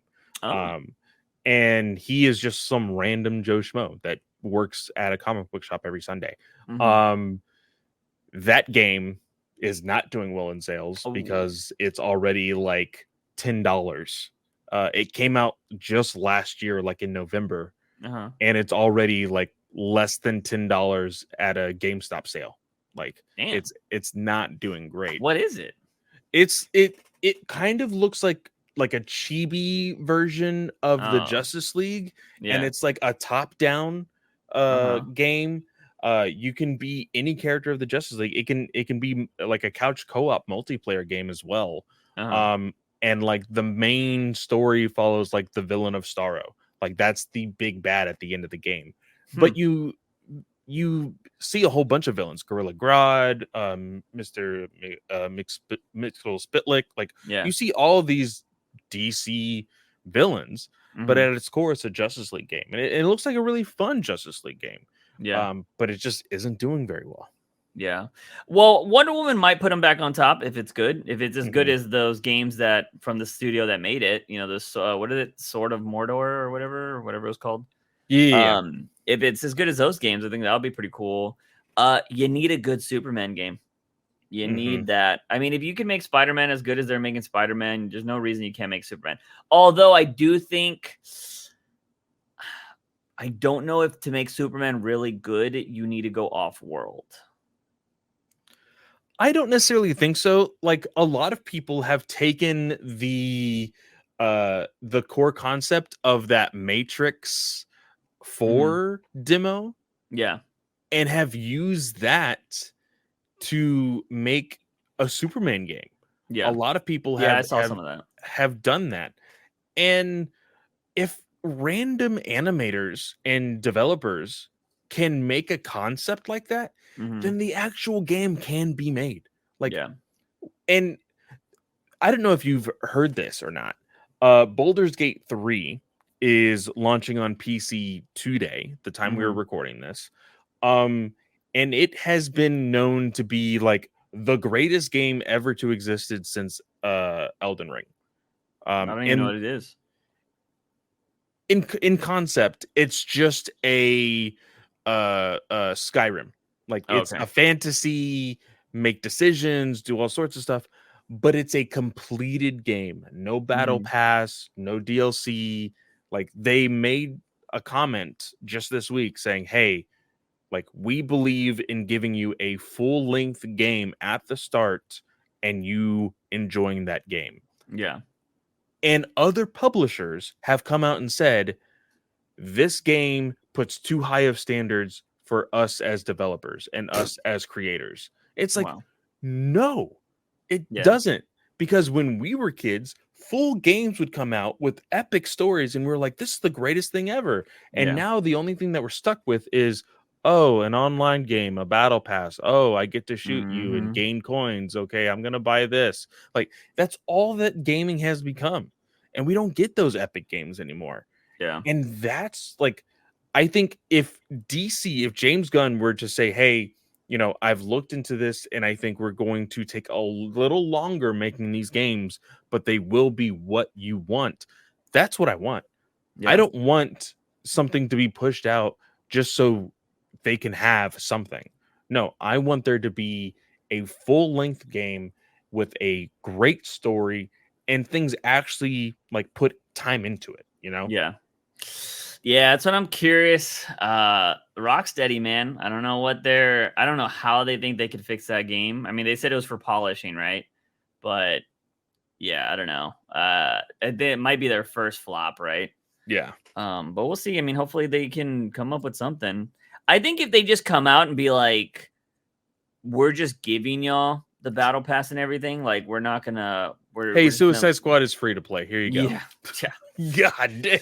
You know what? That might actually make them a lot more money than buying it, Yeah. to be honest. Like if they're like, we're gonna update the battle pass every, X amount and maybe give new characters, that might be better in the long run. But I don't know. But like $60 on top of battle pass stuff, I don't think it's gonna work. Yeah, no. But we'll see. Anyways, I think if Wonder Woman's good, there have been rumors of like Flash or Superman branching out of that Suicide Squad game, but I don't really know. So, anyways, last thing we got is from Clay, who says, "What live-action Batman moment would shock general audiences the most?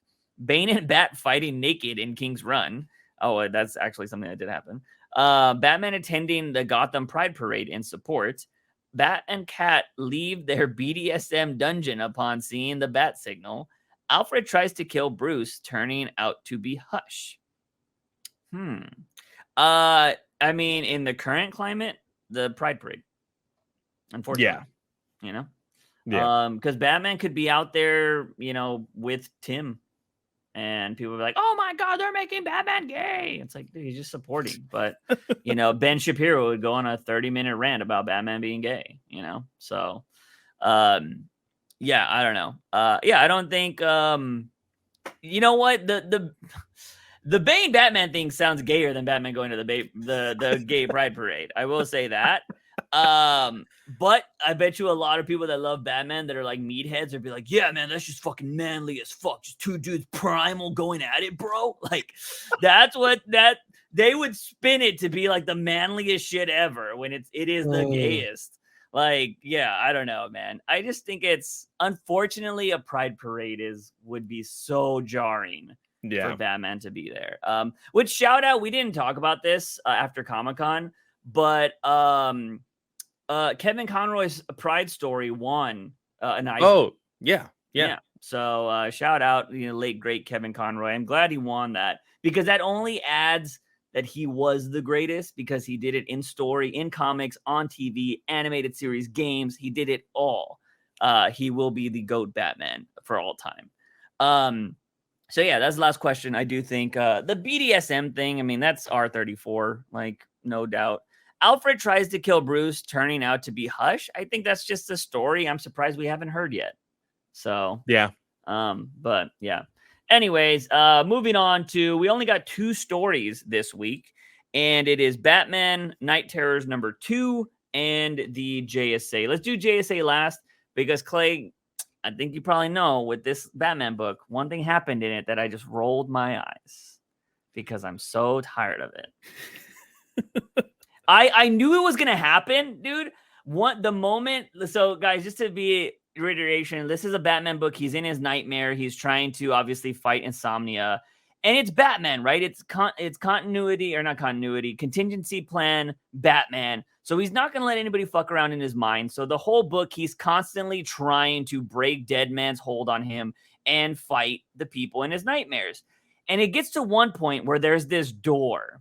And I'm like, no, I know what that fucking door is going to be already. And they try to swerve you. Yeah. And they're like, he opens the door and it's him as a kid. And he talks to himself. And I was like, no, you're not going to bait me with this. I know exactly where this is fucking going. And he's talking to himself and he's like, I'm proud of you. He's like, no, I'm proud of you, man. He's like, it's Batman having a conversation with himself. And then, of course, the person that gets him out of breaking out of his own mind is fucking Zur-En-Raw. And I was like, I fucking knew it was going here. And I hate it. I hate Zur-En-Raw so much that I'm just tired of seeing him already. And I don't care. Like, I instantly stopped giving a fuck about this book because I knew where it was going. And like, I feel like we're going to see more of him. Zur-En-Raw is going to be in that Gotham War book. Guarantee it. I think he will too, but I don't know if... Well, it does tease that it was Zur-En-Raw, because you get this panel of all of the different Zur-En-Raws that we got at the end of the issue 900.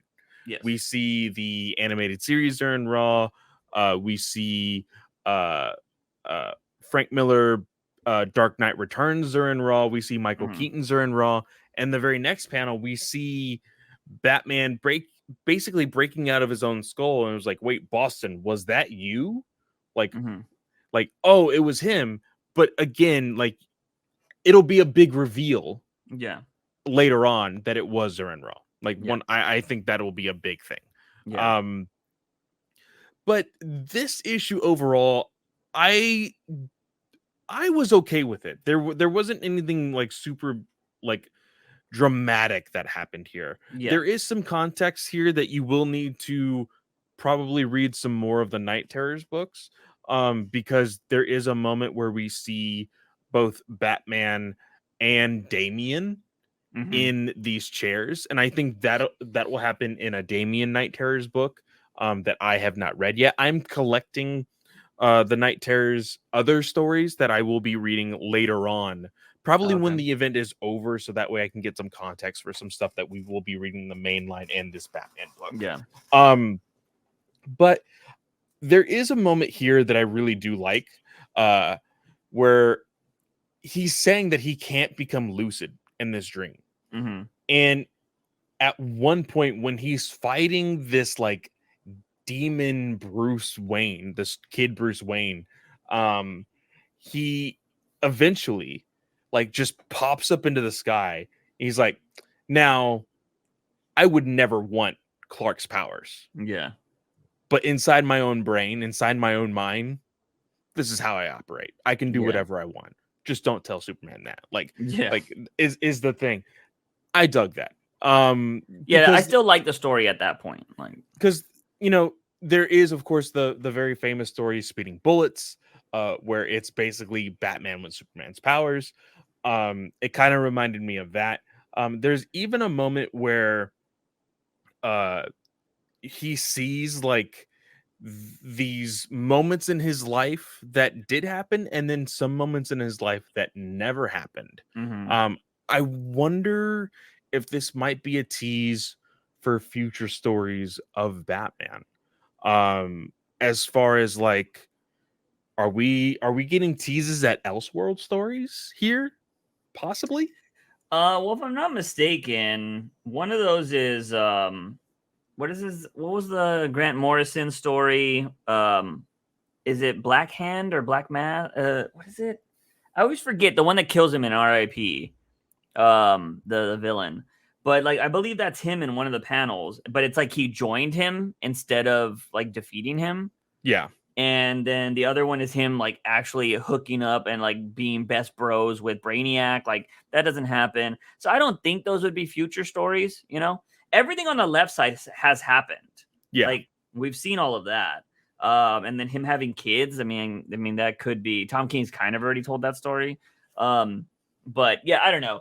And then so yeah, he does get to the black door, and that's where what I kind of mentioned happens already. He goes through it. He does turn into this like Super Saiyan Batman. I was gonna say, how do you feel about this like weird suit that he gets?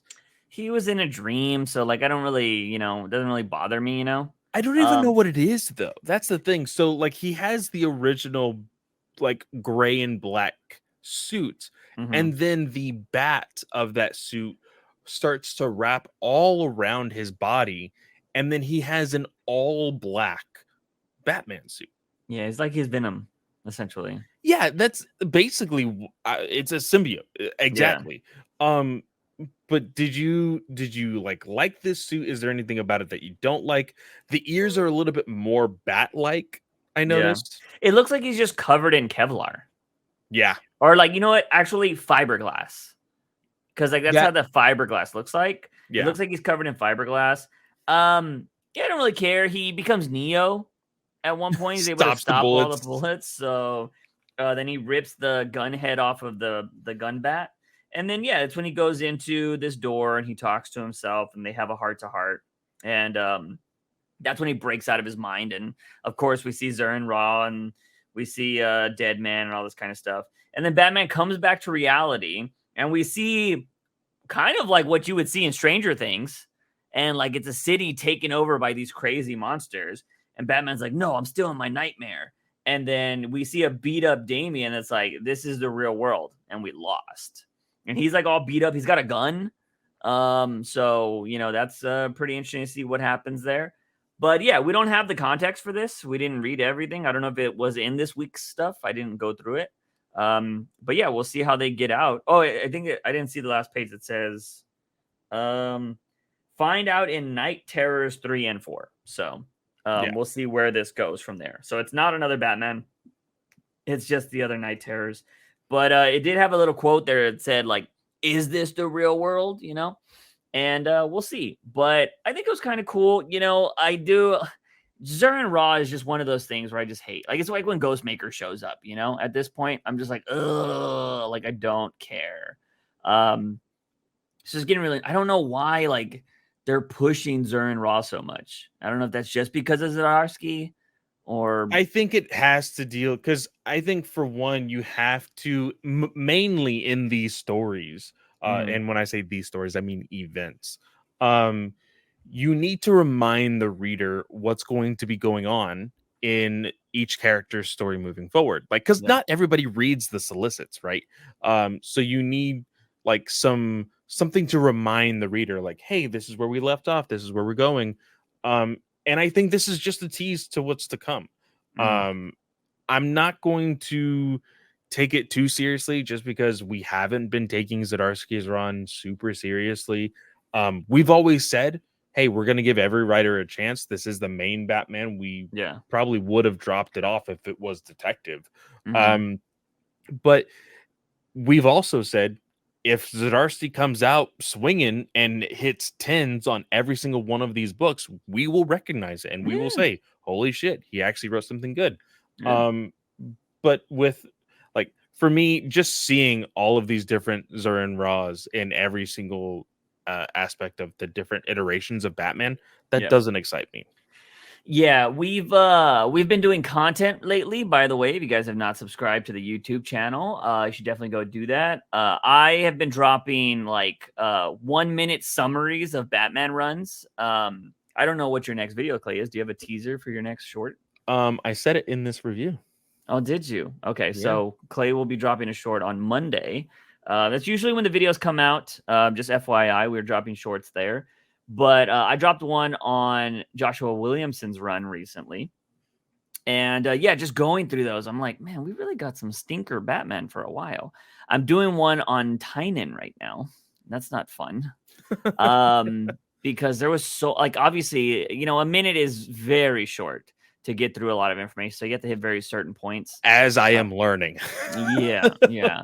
And it's technically, like, in YouTube terms, it kind of technically has to be under a minute. So it has to be like 59.5, like max, because YouTube adds like a phantom second, which is weird. And so you have to make sure it's short enough. So yeah, I was going through all of Tynan stuff. I'm like, so much shit happened in this run. Like a lot of stuff that didn't matter. And the only cool thing was to go back and read like Harley Quinn stuff. Like Harley Quinn stuff was really cool. But other than that, like, and there was so much potential in that book too, man. Like I go back and look at like Jimenez's work. I mean, we've never said he's a bad artist. Jimenez is amazing. And just seeing how cool like Miracle Molly looks, I'm like, how is she not a better character? Like she was just so dope. But design wise, but you know, written wise, not so great. But anyways, so yeah, I don't know. So definitely subscribe to the YouTube if you haven't done that, because we'll be dropping stuff like this. But yeah, it kind of goes back to, you know, there's just stuff we haven't liked for a while. It kind of sucks. But moving on to something I've been enjoying, which is the Justice Society of America book by Jeff Johns. By the way, I saw this. There's like an ad in these books, right? And it's for Batman Wayne Family Adventures. Have you been keeping up with that book at all on Webtoons? I have not been able to keep up with it. I want to go back and read it. Yeah. There have been some people, and I will say kudos to them.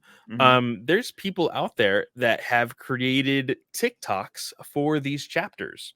And so every once in a while, I'll hit one and I'll just scroll through the pages, because now there's a feature on TikTok that you can literally just put photos and you can just scroll. So I've seen somebody put on a whole comic book as a TikTok. And Wayne Family Adventures has been one of them every so often. And the great thing about the Wayne Family Adventures is that it doesn't have like a huge continuity. It's not like, hey, you know, we have to follow these strict rules. It's just like a fun little thing that tells random stories. And there has been some good ones out there.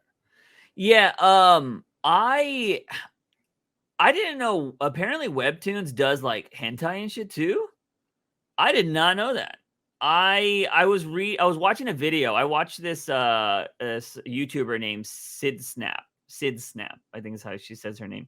Her name's Sydney, but she is married to this other guy that I watched, and I found her through him. But she does like spicy like content when it comes to like manga, and she talks about like all these other crazy stories.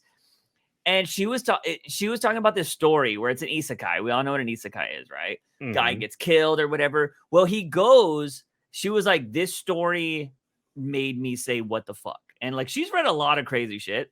So the concept of this story, Clay, it's a webtoon, this is when I was like, Webtoons does this? This guy dies. He was like apparently a bully when he was younger, but now he's like in his 30s working like a fucking bullshit ass retail job, and he hasn't amounted to anything, right? He tries to remember his glory days.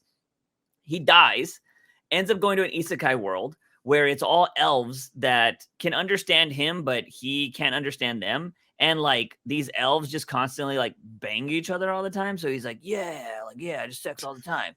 Well, what ends up like, you think that like, oh, that's what it's going to be, right?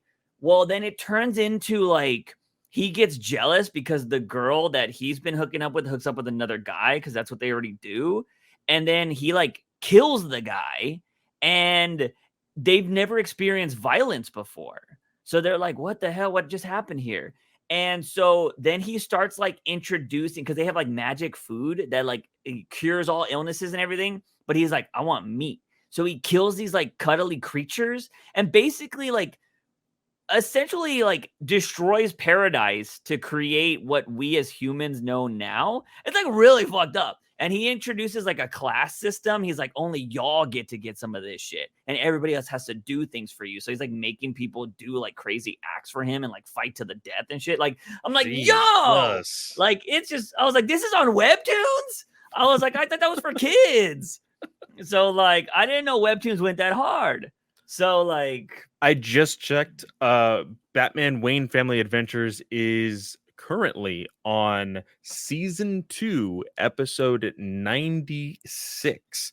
And it was last updated yesterday as the time we are recording this. So they are still going strong with that one. Yeah. So if you guys want, I mean, if you Webtoons is made for a mobile experience. So if you guys want to read something that's really cool, definitely go check it out. Last time I used Webtoons was to check out that you know, that manga writer TikTok guy?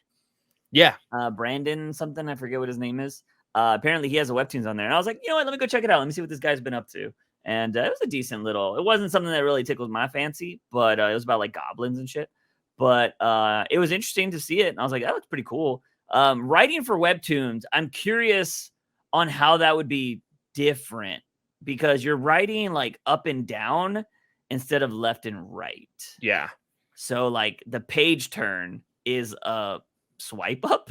Yeah, it's very different, you know? for sure. Yeah. So like, I'm like, every time something like that happens, I'm like, kind of want to write something like that because I like the challenge. But yeah, I don't know. I have too many things on that I want to do. Anyways, I want to review this book right now. That is Justice Society. Last time, I feel like it's been a while since we've read this. Very much so. Like, yeah. Like I feel like it's been like a 2-month break. Yeah. And so I believe this is the final issue. At least that's what it felt like. The final issue in this series. And last issue, we saw that Helena had broke away from the Justice Society to go find her father. And we all know from time, you shouldn't be messing with your family when you go back in time. And so she's talking to Bruce here, and she's like, I had to warn you, yada, yada, yada. And, you know, he's like, you know, he's Batman. He's like, I don't know if I believe this. She gives him a hug, and he's like, I miss you so much. He's like, if you are my daughter, you shouldn't fucking be here. Like, you're putting your own life at jeopardy at this point. You know, Bruce is being very analytical here, kind of doing that stuff. When they're chatting, she's like, I had to come save you no matter what, because it's what you would do. Like, I know you would do the same thing. And so Justice Society shows up, and they're like, yeah, we know he would do anything because he's done it already. And like, well, and that's what he says. Yeah. He was like, you're right. I would do the same because I have done the same. Yeah, yeah. Talking about his father. Yeah. So that's when the Justice Society shows up. And what is it? Madame Xanadu, I think. Yeah. Is like, yeah, what's going on here, Bruce? What is this little Orby thingy she's holding in her hand? And that's when Dagaton shows up, or Dagaton, whatever his name is, and goes like OP, like in every, he's like got a Dagaton to fight every person, and in every time frame era too, which is kind of crazy. And so that was I really like that art. It reminds me of the staircase, you know, that famous staircase art. And then, so yeah, we're getting a bunch of, which by the way, I don't know if you can see it here, but like this panel, this middle panel here, when he's Stargirl, he looks like a child. Like the way he's drawn, he looks like a child. He is a child. Is he? Yes. Oh, no shit, he is. Yeah, I didn't pay attention to that. He looks like a child. He is a child facing the younger JSA in this aspect of because again, he has split and he has brought together all the different versions of him, including a child one. Yeah, I was just like, he looks so little. I didn't pay attention to the bottom frame where he has a super young ass face. But yeah, so you know, this was basically a big fight book. Like, there wasn't a lot to it. It was just a massive fight across time, and we got to see futures where he would essentially win. Yeah. Like he beats everybody, and he would become the JSA. He would become essentially turn the tide, and like the Nazis would basically win and take out all the heroes. And, you know, just be the death to everybody. We even get a little Superman cameo where he's about to get some kryptonite shoved down his throat, it looks like. So, and all the Bat families hanging from their legs, like they're like dead and shit, which is crazy. So, I need your Batman expertise. Mm-hmm. Who is between Nightwing and Spoiler? I don't know who that is, actually. But here's the thing: these are not all Batman family members because Metamorpho's there. So that could also be, Okay. and I don't think Katana is technically Bat family, even though she's part of the Outsiders at Well, times. actually, Metamorpho has been a part of the Outsiders, so maybe this Ah, individual is an yeah. outsider, and I need to do some research on that. Yeah, so for anybody that's thinking about that, if you do have a lot of knowledge in this, it is a character, a woman who has blonde hair. She's in a leotard, and on one of her boobies, it looks like she has a star that's like spreading out into a galaxy over her leotard. Yeah. So that would be kind of, if you want to try to find out who that is. Well, technically, this might be the Outsiders because, Black Lightning's there. Oh my God, I'm forgetting his name. Duke's there. I forget his actual hero name. Light Oh, Batman. yeah. You know what I mean? Yeah. I forget what they call him. What Signal. is his name? Signal. There you go. Shit. And so is G-Force. Yeah. So last time I saw G-Force, he was a bad guy, though, wasn't he? Yeah.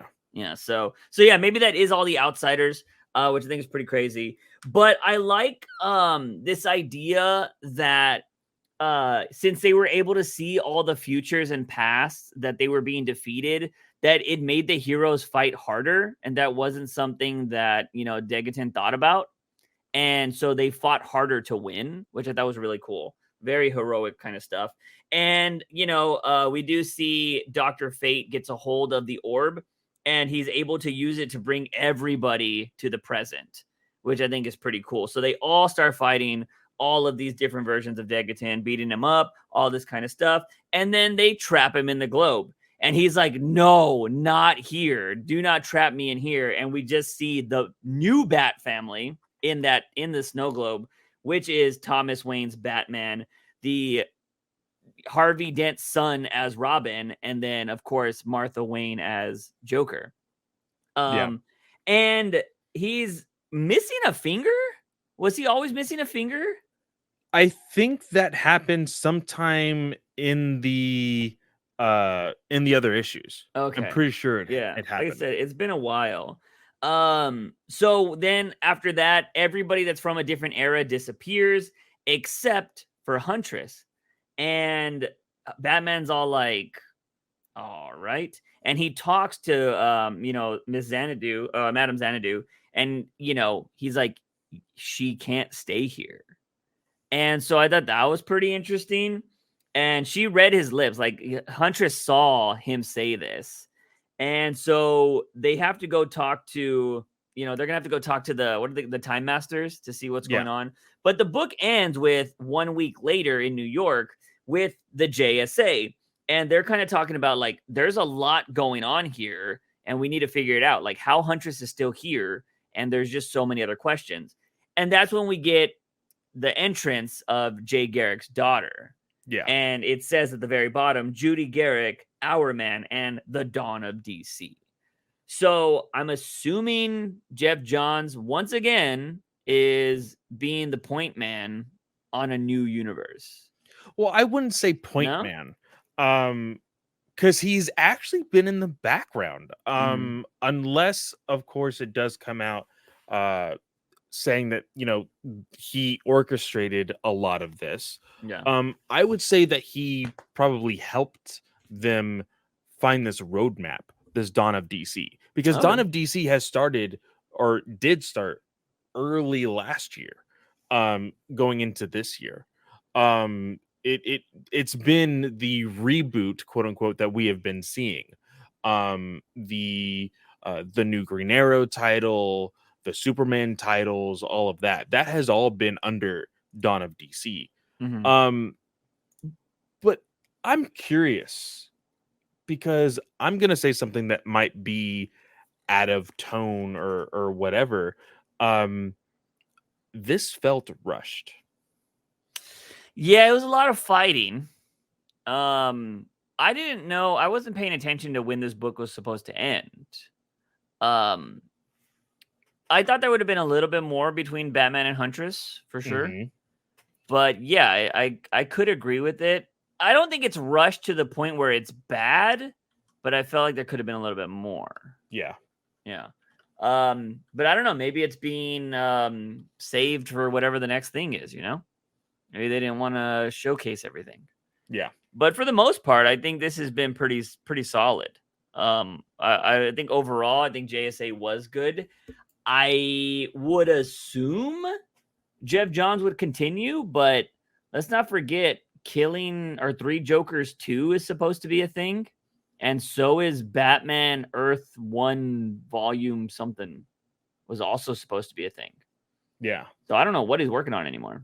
So I'm looking at Bleeding Cool, DC fandom websites. They all say that this is 5 of 12. So this is not the finale. This is the mid-season finale of this series. So then, do you think it's rushed then? Now that you know that there's more issues. Now that I know that there's more issues, it's going to feel odd as it continues because this definitely feels like an ending.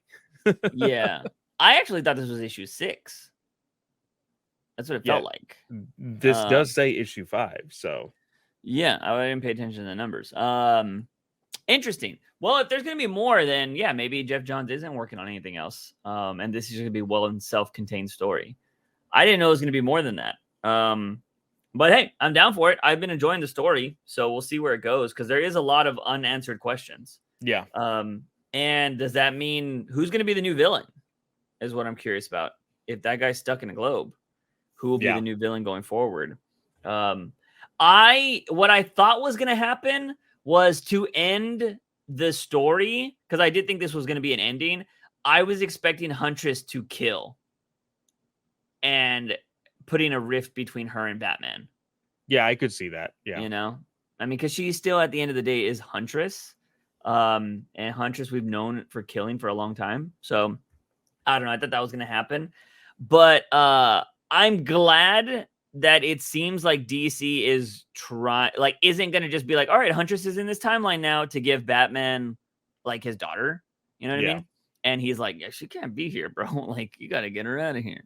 So I'm glad that they weren't just trying to force that. And it seems like there's going to be a way to, I guess, put her back. Maybe he has PTSD of all the shit that his dad put him through. He's like, I can't do this again, man. Like you got to put her somewhere else. Yeah. I already got Damian, man. He's bad enough. I don't need this one too. But yeah, I don't know. Pretty crazy stuff. But overall, good stuff from the books lately. But we should be getting back into the routine because I think Dark Knights of Terror is 2 more weeks? Yeah. Yeah. Man, you just reminded me, how is Damian going to react to this? His younger best friend is now older and taller than him. Now his younger sister is now going to be older and taller than him. Yeah. We've never seen them interact. Yeah. Which is weird. I mean, again, I'm curious with Tom King writing Wonder Woman now, and we have Trinity, like, if you're saying that his Batman is still continuity, which I would think he would consider it continuity because he's the writer, then that means Helena is probably Batman of Gotham while Damian travels the world. Yeah. Like, I'm very curious. I should have asked him that, but I was more worried about getting on the podcast, which we need to reach out to our contact at some point to kind of see where that's at. But anyways, ladies and gentlemen, that is the podcast. Clay, what do you got going on this week, man? So this week I have reviewed season 3 of Rebels over at Star Wars Alliance. So go check that out. But probably one of the things that I love talking about the most is going to be a part of the Geek Ultimate Alliance Patreon content. I do have a show that I created there called the Geek Ultimate Snap Marvel Snap Alliance. It's of course a show talking about Marvel Snap. It happens once a month, talking about the overall season, the battle pass, all of that stuff, the new things that are coming out next month. And it's just a game that I am heavily addicted to and love talking about. So if you have spare change, $5 will get you that show there at the Geek Ultimate Alliance. So go check that out. Nice. I am currently working on a bunch of stuff. If you've been coming by these streams, we've been playing Only Up, which That gives game me is crazy. anxiety just watching you, man. That game. Well, we found a magic elevator yesterday, which totally helped my stress levels because it'll take you halfway up the map. So, like, I have personally made it halfway up the map. Like, every time I would fall, I'd get on the magic elevator to where I was at and then just continue from there. But Nice. it'll only take you halfway. So, even after that, you still have to be perfect after. Jeez. So, that's where we're at now. I probably won't be streaming this Friday, or probably when you're listening to this will be Friday. So I will not, more than likely not be streaming Friday, and I will be streaming again on Monday the following. So come by and hang with that. I have been working on new channel stuff. My intro video is almost done, and I'm working on one of the main videos. It's been a slow process because I'm doing a lot at my job. So pretty crazy stuff. And then we're doing content on Batman News Weekly. So we got a lot going on. But that is going to be it, ladies and gentlemen. As always, he is Fanboy Clay. I am Juice Wayne. And remember, Batman is awesome. News Weekly.